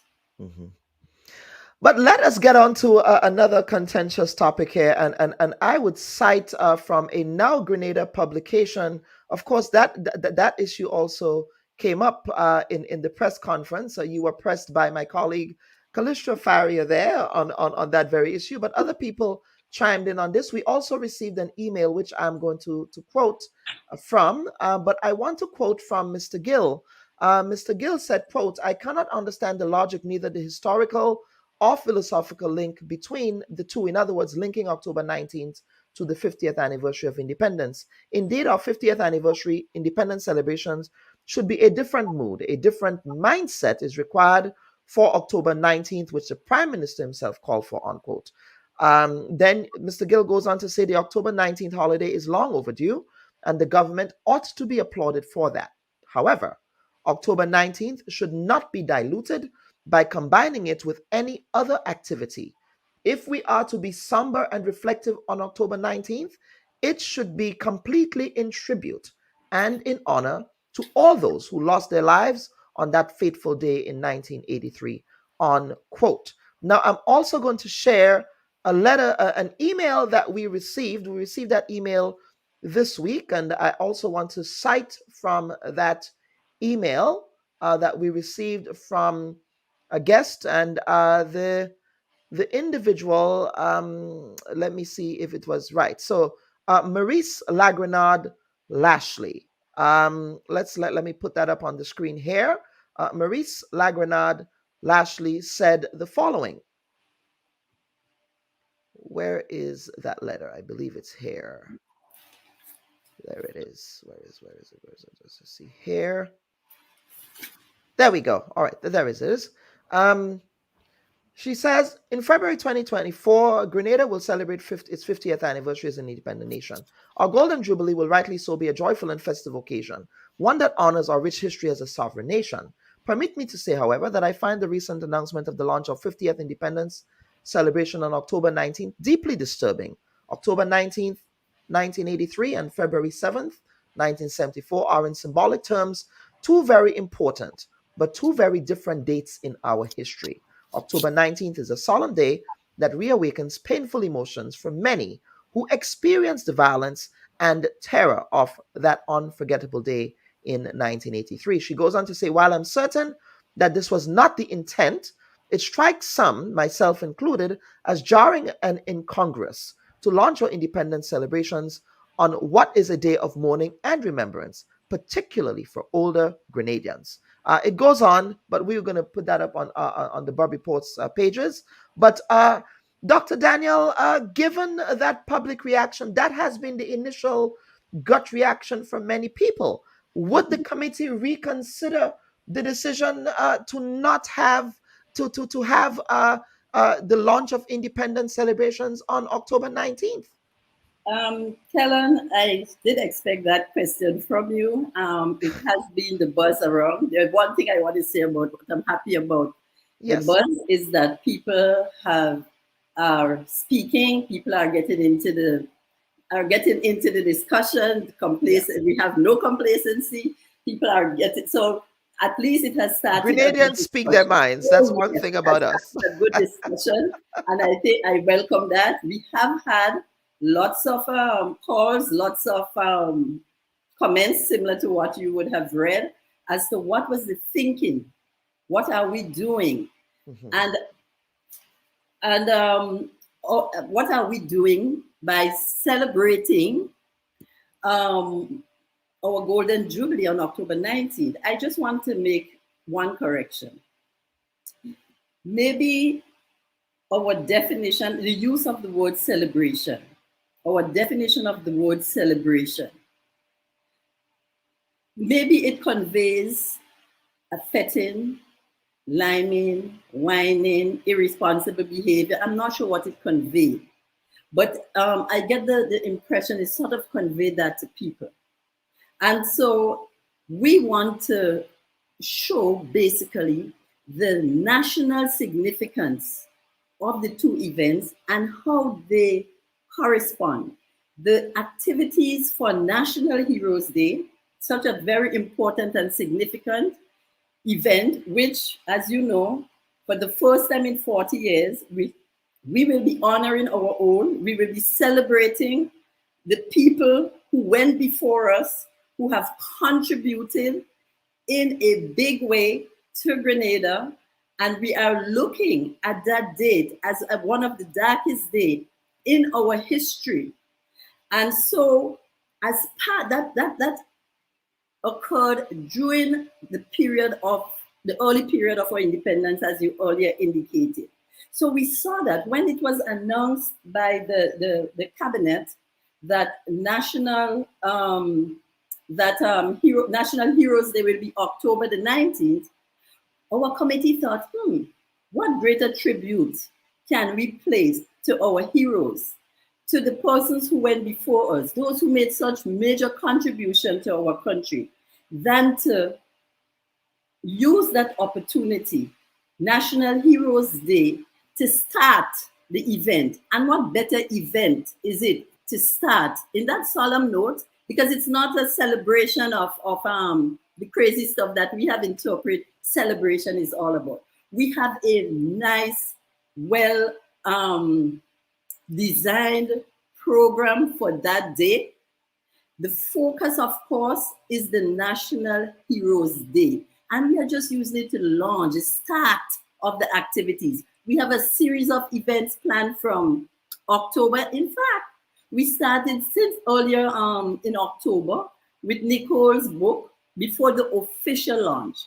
When Nicole, the committee of which Nicole is a part of, we celebrated that for the first time in our history, we are telling our history we are telling our own history, written by about us by someone, one of us. So, and in keeping with that focus on history and heritage and reflection and looking back so that we do not make the same mistakes again. I'm not sure if you listened to William Joseph's podcast, and he's making that same similar point, that there's so much that we can learn, that we do not go back in history and make the same mistakes again.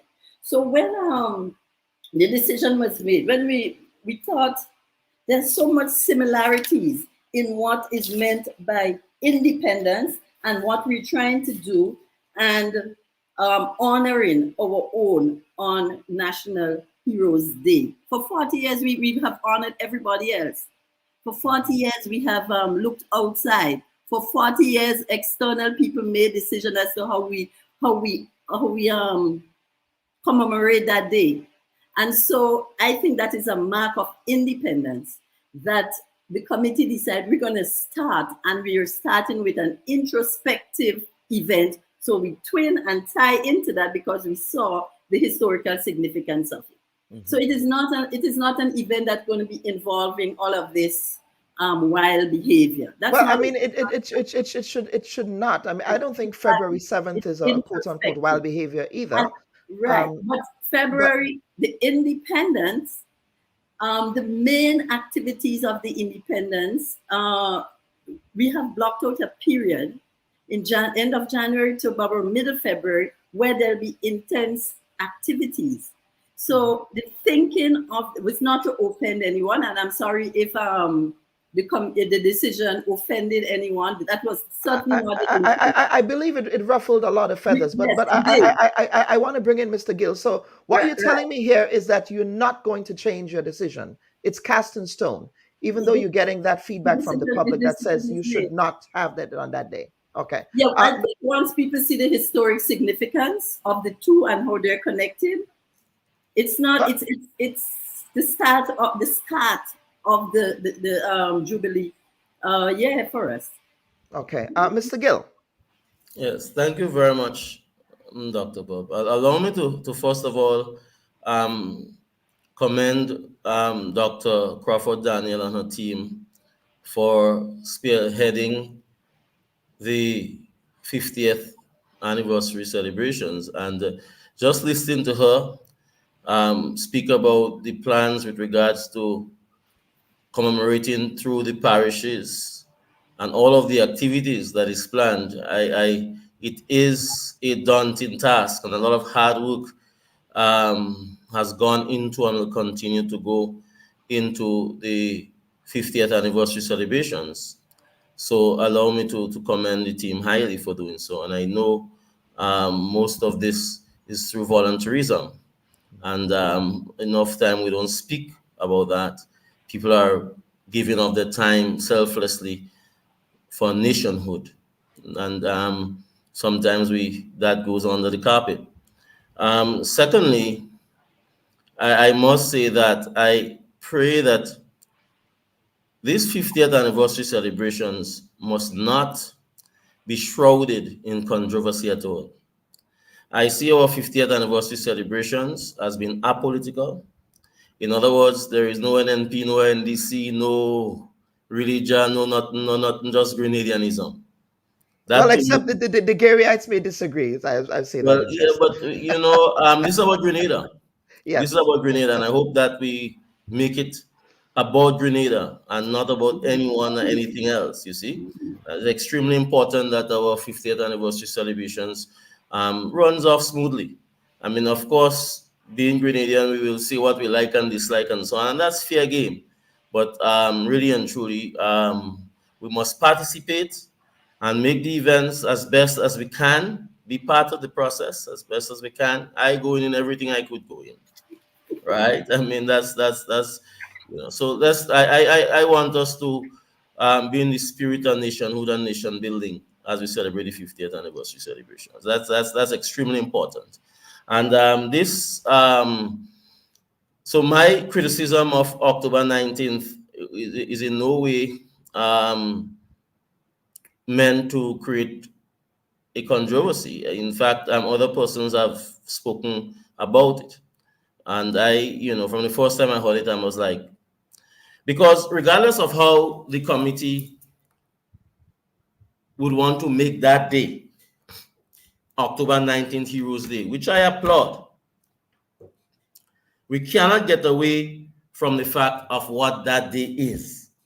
So you want to make it a particular way, but the fact of the matter is that it will always be a tragic day and one of the darkest days in our post-independence history. We cannot escape that. And to take, when we say launch, we're using that day as a platform to launch, yes? And we're using one of the darkest days to celebrate. I don't think celebrations necessarily connotes wild behavior at all. I think the 50th anniversary celebration, 50th independence anniversary is worthy of celebration. And we're going to celebrate our independence, because under colonial rule, right up to 1974, our people were enslaved, our nations were ruled by a foreign power, our people worked for minimum wages or no wages at all. That is why we had the 1951 revolution and so on, right? We have, on 1974, the British government never gave us a cent for our national development. They never left monies for Uncle Gary to pay public servants or to build roads and bridges and schools and hospitals. So down with the British. And it's reason to celebrate that we now, 50 years on, we have been given that opportunity now to define ourselves as a nation. And we have made mistakes. We have turned wrong corners. But my God, we haven't done so bad. And it's reason to celebrate. So I want to celebrate. I'm absolutely clear about it. I am behaving wild, but as a proud Grenadian, I am happy that my country has reached this far. Because really and truly, the British never thought we would have made it, you know. The British never thought that Caribbean nations, from the time Bustamante in Jamaica, Eric Williams in Trinidad and so, approached them. And when legal Grenadians go and say we want independence, they never thought we would have made it.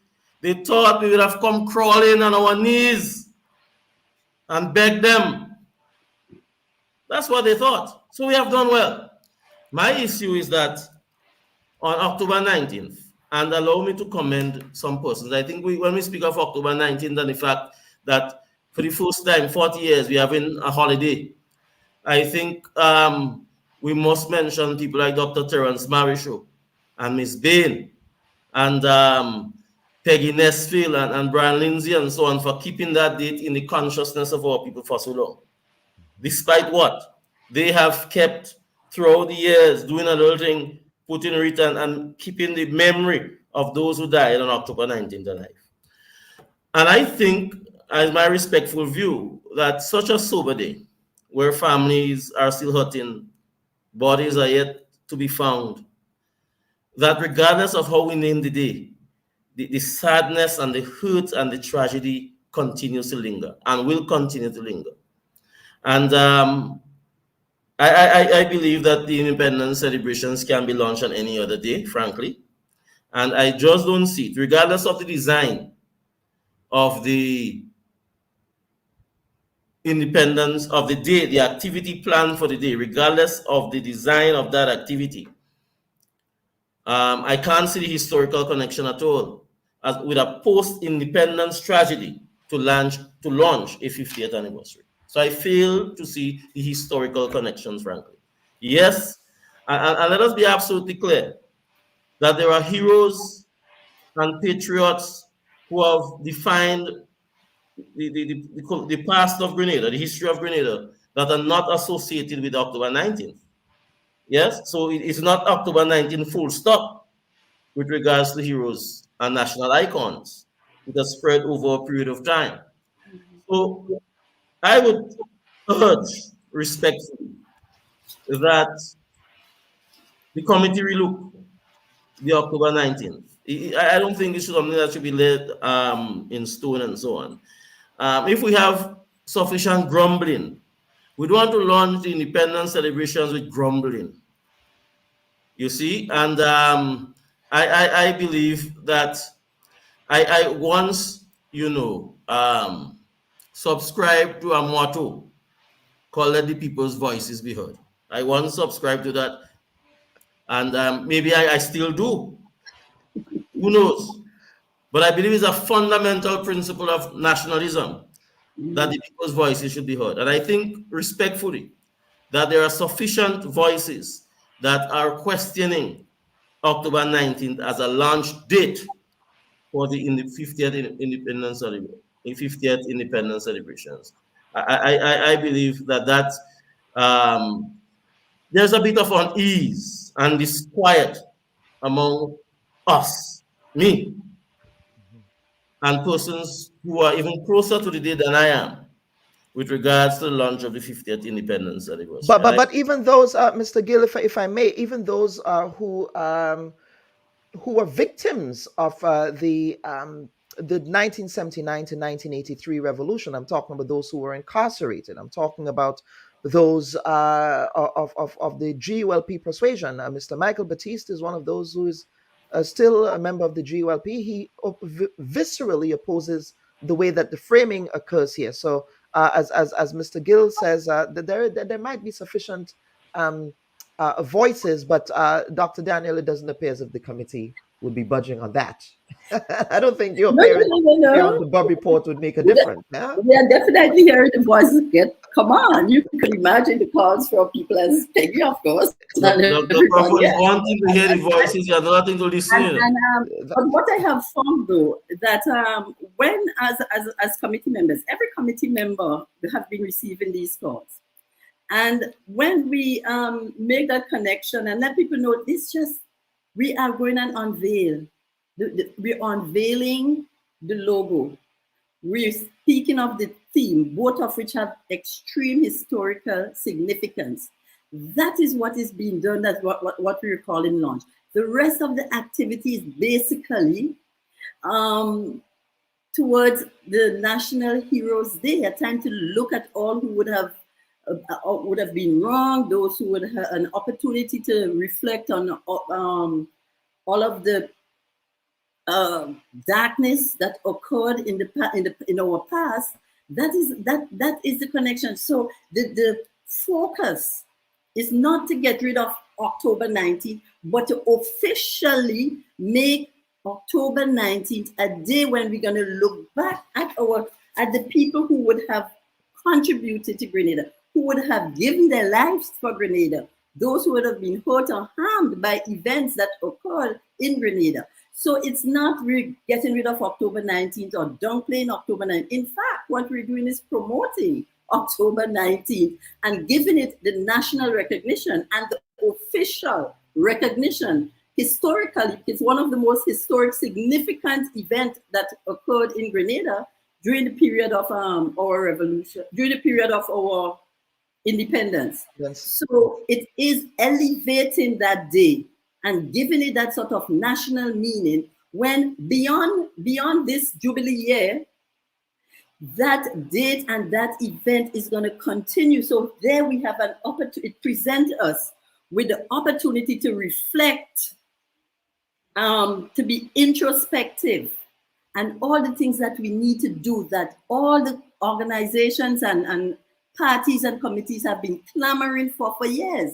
So it is not something that is aimed at sidelining October 19th. In fact, it's complementing it. It is putting it on an official footing where we are formally acknowledging that we need to face our demons.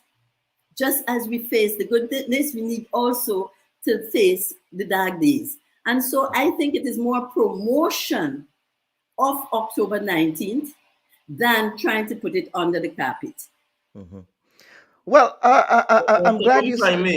Go ahead, Mr. Gill. Go ahead, please. And I take it that the persons who over the years, the Dr. Marisho group, for want of a better word, they were consulted on that, Dr. Crawford, because you do not want to have 2 or 3 activities there. So, I'm not sure if they were consulted on what is their take on that particular issue, but I want to believe that anything to do with October 19th, that particular group, they must be in the loop. And what the celebrations committee, 50th anniversary celebrations committee is planning, in my respectful view for that day, should be in total sort of with what the group who has consistently over the last 40 years would have done to commemorate that day. But the point I wish to make, Dr. Daniel, and I understand the need to promote that particular day. I think respectfully that making that day a holiday is enough promotion in and of itself of that day, and so on. And that I know that there is a national celebrations committee, apart from the 50th anniversary committee that comes together, the same group that organizes, the same committee, sorry, that organizes events for the November 25th, so that we can promote October 19th. We can elevate October 19th as a significant date in our history and so on. We can do all of those things without launching our 50th independence anniversary celebration. So we can successfully promote, we can elevate that day in and of itself and so on, without necessarily launching the 50th anniversary celebrations. And that is why I think that the committee respectfully is a misstep to launch the 50th anniversary celebrations. In other words, why would we want to launch the 50th anniversary celebrations with all that noise? Is it because when we got independence in 1974, we had so much noise and we had to raise the flag with Masanto? In darkness. So yes. why do we want to revisit that? Do we want, so I want us to have a smooth launch and a smooth celebration. As I said, persons, of course, reserves the right to agree and disagree with particular events, activities, and so on. But I don't think it is a wise idea for us to launch our 50th anniversary celebrations in such a cloud of criticisms and so on. I don't think that is warranted. I don't think that is necessary, you see. And it is a sensitive date. Whether we like it or not, it is a sensitive date and will continue to be a sensitive date, whether we call it Heroes and Heroines Day. Heroes and Heroines Day can't be Heroes Day alone. We have to be gender sensitive as well as we move forward. Yes? So that regardless of how we name it and so on, we cannot get away from the reality that people are hurting, that people are, it's not settling with certain sectors of our society. And I believe that at 50 years, Grenada should be accommodating more of us.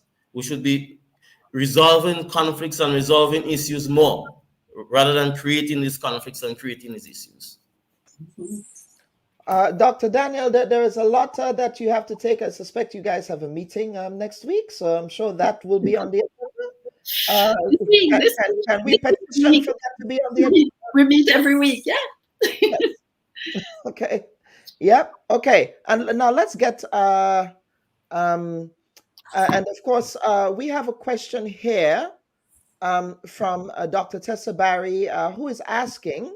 The group that usually does something on that date, and that would, of course, be the Maurice Bishop Martyrs Foundation, I believe, or the Memorial Foundation. How do you plan to link their activity with the launch? I know, for example, there is also a wreath laying of the Grenadian soldiers who died during the intervention. What happens there? Yes, there is a committee called the Celebrations Committee that's responsible for the activities of October the 19th and the 25th. A member of that committee is on the national committee. And the objective is to liaise with the various different groups that do different activities for October the 19th and 25th. And they have been doing that. That's a separate, it's called the Celebration Committee. They have been in existence for some time now.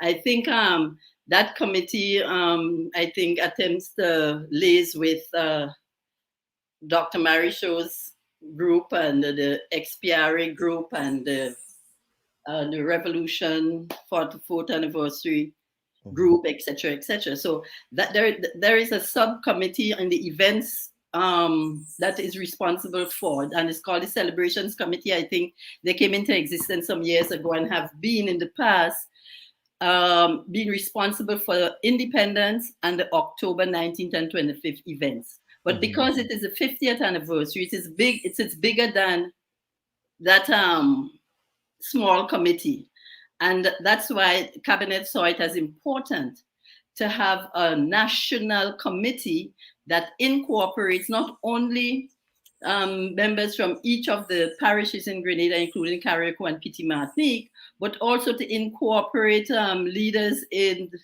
like the police commissioner, the diaspora, foreign affairs, a whole range. So it's bigger than, but that specific committee, that specific, it's called Celebration Committee, they are doing their work. So they are responsible for coordinating with all of the other groups that have the small celebrations to see if they are willing to come together to do one big something. So I'm not too sure what kind of success that committee is meeting. Our responsibility as a national committee is responsible for independence. We're just piggybacking on that activity and said, we are going to start, we're announcing the start of the events for October, for independence. So it's a start, it's just an announcement, a start. We are declaring the events to come as open. So we'll be sharing the logo, we'll be sharing the theme. Basically is what we'll be doing. And all of that will be coming down the pike this month. Now, I want to get Mr. Gill, because I know, Mr. Gill, I want to respect your time. Any closing comments from me and Dr. Daniel before you go as well? We're going to have some conversations about legacy in respect of what you expect the legacy of the 50th independence anniversary to be. You mentioned diaspora involvement. We'll talk more about that. And I have a burning question about the role of our spiritual Baptist brothers and sisters in national events. I take great exception, and quite frankly, I am insulted by the way our National Celebrations Committee treats with our spiritual Baptist brothers and sisters. And let me talk about the context of this. This year, for our Emancipation commemoration in 2023, and I was privy to an off-the-record conversation with the National Cultural Foundation, the Grenada Cultural Foundation, and no one will be implicated. There's an off-the-record conversation I had with someone there. When the proposal was brought to them in respect of the role of having our spiritual Baptist brothers and sisters play a role for the convocations and the opening libations and prayers, it was shut down and it was rubbished. The idea, well, people are very uncomfortable with spiritual Baptists. Yes, and we know why they're uncomfortable with spiritual Baptists, because there is great anti-African bias. We hate ourselves as a people sometimes. But I'm hoping that for the 50th anniversary celebrations, our spiritual Baptist brothers and sisters and our Rastafarian brothers and sisters are incorporated into national events. But I just thought I would say that we're going to stick a pin there. But Mr. Gill, over to you for some closing comments, sir. Thank you very much, but you're making the conversation even richer by your intervention with regards to our spiritual Baptists and our Rastafarians. I have always argued that those two indigenous religions of the Caribbean and indeed Grenada must be given the limelight and must be put to the fore. We cannot continue to have these indigenous religions on the fringe of our religious activities, continue to have them on the fringe because somebody is uncomfortable with them. In fact, these two religions, I'm sure, they never owned slaves. They never colonized or played no role in colonizing our people and our country. And they can hold their head high with regards to that. I await to hear how many religions can say they did not own slaves or played no role in colonizing us as a people and other countries. Or had churches over slave dungeons. So I rest my case there. Okay. And I believe it will be a good consideration if the committee have not considered it yet.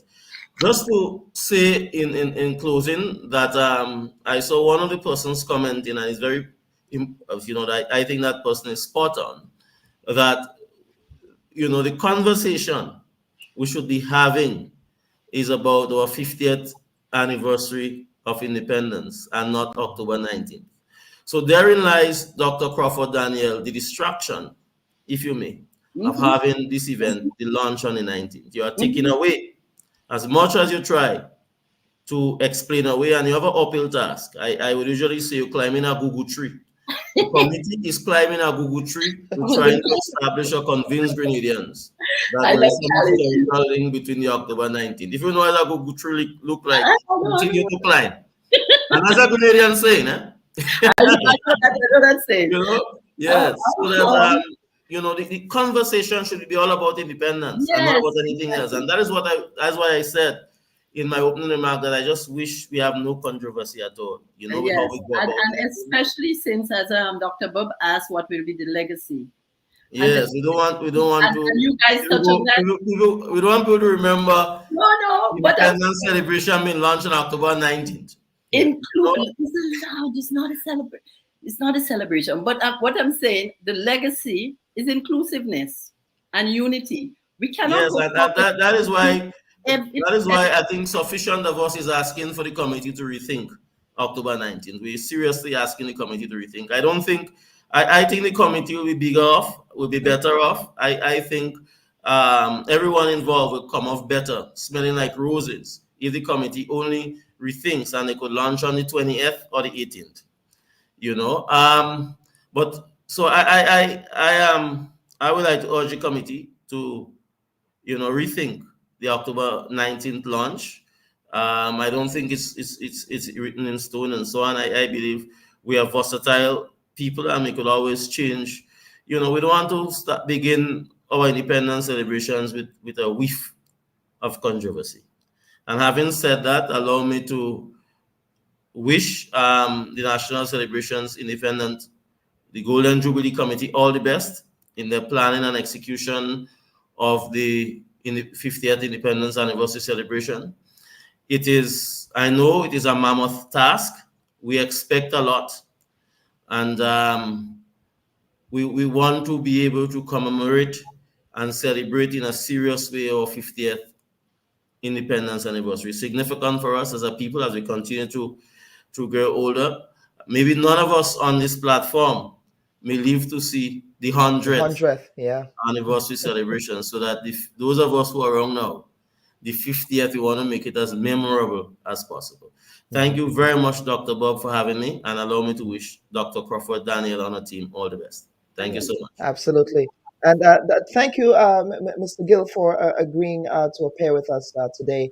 And of course, Mr. Ali Gill, who is the chair of Grenada's National Reparations Committee. But Dr. Daniel, let us continue to talk about legacy building, what we hope to get out of the 50th anniversary of independence. And that's the point.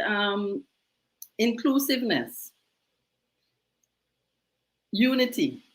Remember that independence, as Mr. Gill correctly said, is bigger than any political party, than any organization, than any individual.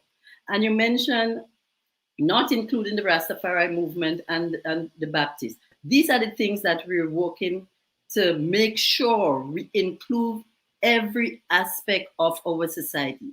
That's the reason for the breadth and the length of the celebration. Right? It extends to ensure that every group have an opportunity.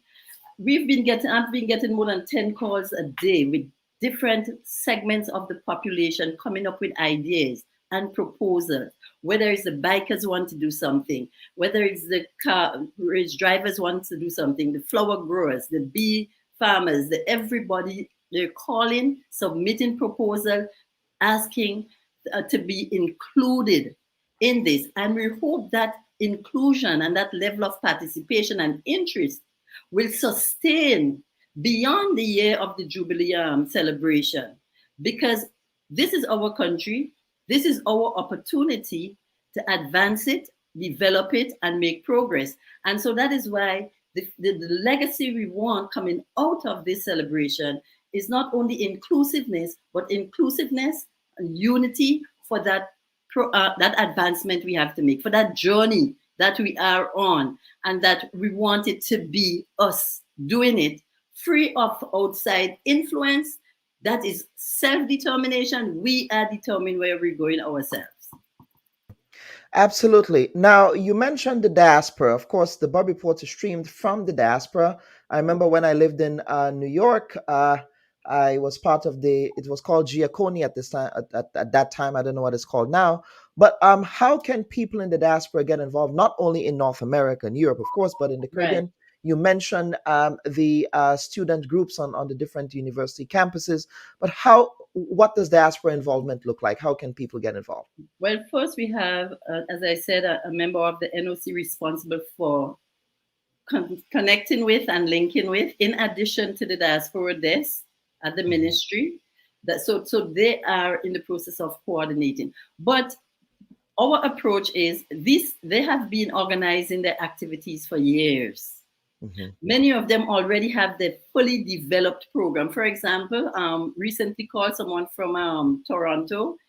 Her proposal says every month for the year, they want to feature one aspect of Grenada. His agriculture and agro-industry, marine life, whatever. Every month for that year, they would want to do something, and that's their plan. The North American group already have all of their plans totally outlined as to what they would want to do. We are also expecting large number of people coming in for the celebration. And so there are just so many things being planned and organized. So there are 3 levels at which we operate. There are the national events that we are organizing and financing. There are those that are seeking financial assistance in some way or the other for their events. And then there are the private, more private type events where they're asking to be endorsed for the committee to endorse the activity and place it on the calendar of events. So there are different levels in all of what is taking place. So we are not intruding. If some groups and so, the Domino Association recently asked to do something. Masters of the Grill and the food people want to do something. So all of these, they are submitting proposals and seeing how we can collaborate in some cases, and in other cases, all they need is an endorsement, which will put them on the calendar of events for the entire year. So, and then there are a lot of other activities as it relates to education, panel discussions that is being coordinated with the schools, school visits, mobile museums, the heritage sites throughout Grenada. We have, of course, benefited from the work of your committee, from Gil's committee, and many other committees that deal with history and heritage.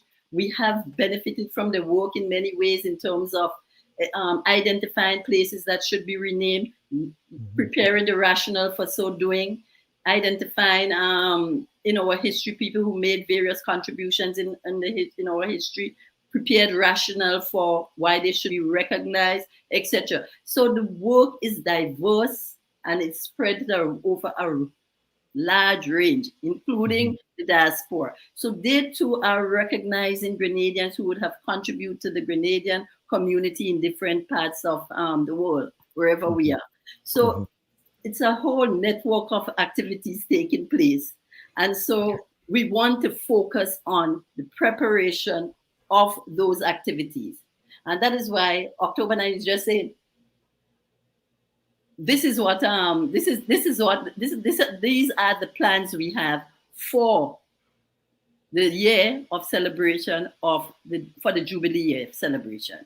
That's basically what that event is saying. So that October 19th this year falls on a Thursday. So perhaps the next time I speak to you at the end of this week, yes, you know, I'm here. Are you not hearing me? It doesn't look like Dr. Daniel is hearing me there. Dr. Daniel, are you hearing me now? It looks like we're having some internet connectivity issues there. But in the meantime, what I am going to do is to let's see if we can get Dr. Daniel back. It looks like there is some internet connectivity issues there. So folks, what we're going to do, we will take a quick break and we will try and get Dr. Daniel back. It looks like there is some Wi-Fi challenges there. We'll try and get Dr. Daniel back, but we'll be back to close the program. Please stand by. Very proud of what you're doing, and I think it's much needed. So thank you so much for your contribution. Thank you again for watching the Bubb Report. Viewers and listeners, we want to thank you sincerely. Ashley, thank you so very much. Senator Chester Humphrey, welcome to the Bubb Report. Mr. Mitchell, welcome to the program. The Honorable Jumani Williams, we call him Jumani, who is the public advocate for the city of New York. The Honorable Basdio Pandey, former Prime Minister of the Republic of Trinidad and Tobago. Mr. Pandey, welcome to the Bubb Report of Grenada. The Honorable Tobias Clement. Mr. Clement, welcome to the Bubb Report. Is it Nicolai or Nikolai? I hope I pronounced it. Nikolai. It's Nikolai. Thank you. Yes. And welcome to the program, Her Excellency Ambassador Luan Gilchrist. Mr. Randall Robinson, you are here in your private capacity and in your personal capacity. Yesterday, we learned that you were detained by law enforcement in Grenada. So you come from a family of public servants. Yes, we are a family of public servants. You're saying that you have to do more, but my question is, what have you done as President of the Union to ensure that that happens? To the cards that I have drawn that I am the minister at this point in time. And for members of the public... But you're also a servant of the people. Why would we have ambassadors representing the state that do not understand clearly what their terms of reference are?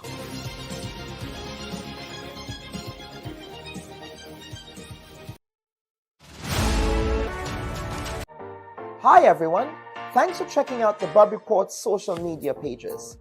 If you'd like to get more videos, show highlights, and watch our weekly live show, follow our Facebook, Twitter, and Instagram pages, and also subscribe to our YouTube channel.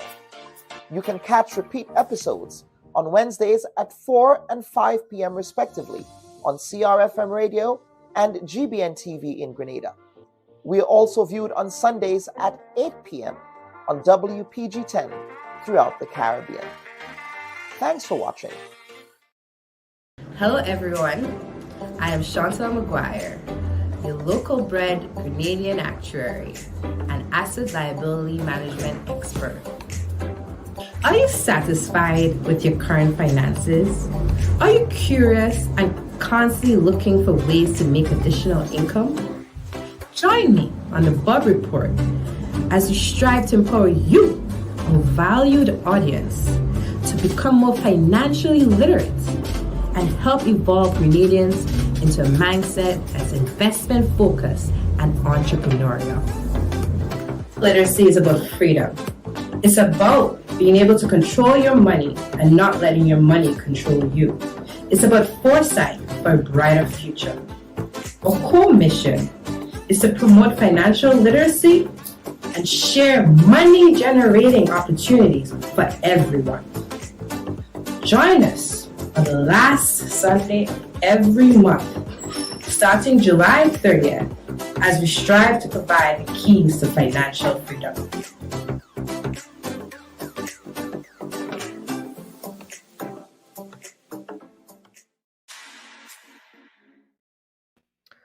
Our viewers and listeners, welcome back to the program. Unfortunately, it looks like there might be an internet outage in Grenada, and as a result, we are unable to connect with Dr. Daniel again. But of course, what we're going to do is that we are going to entertain some quick comments, and then we would end today's program. Of course, Jennifer Gibbs is saying, best wishes to you as chair of the Independence Celebrations Committee, Wendy.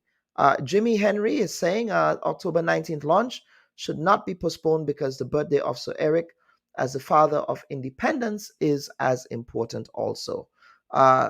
Nicole Brendalee Johnson James is saying, Dr. Bubb, thank you for this conversation. Dr. Crawford, I encourage you as the committee to engage in active listening to what our people have to say. There is no better demonstration of inclusion, unity, and to encourage active participation. Best wishes as we celebrate our 50th anniversary. Then Lorna Charles, again, the comments are coming in fast and heavy here in respect of the campaign to change this date. Lorna is saying, I earnestly propose that the Jubilee Committee contemplate reconsideration of the launch for our independence celebrations, taking into account the deeply poignant historical significance attached to this day.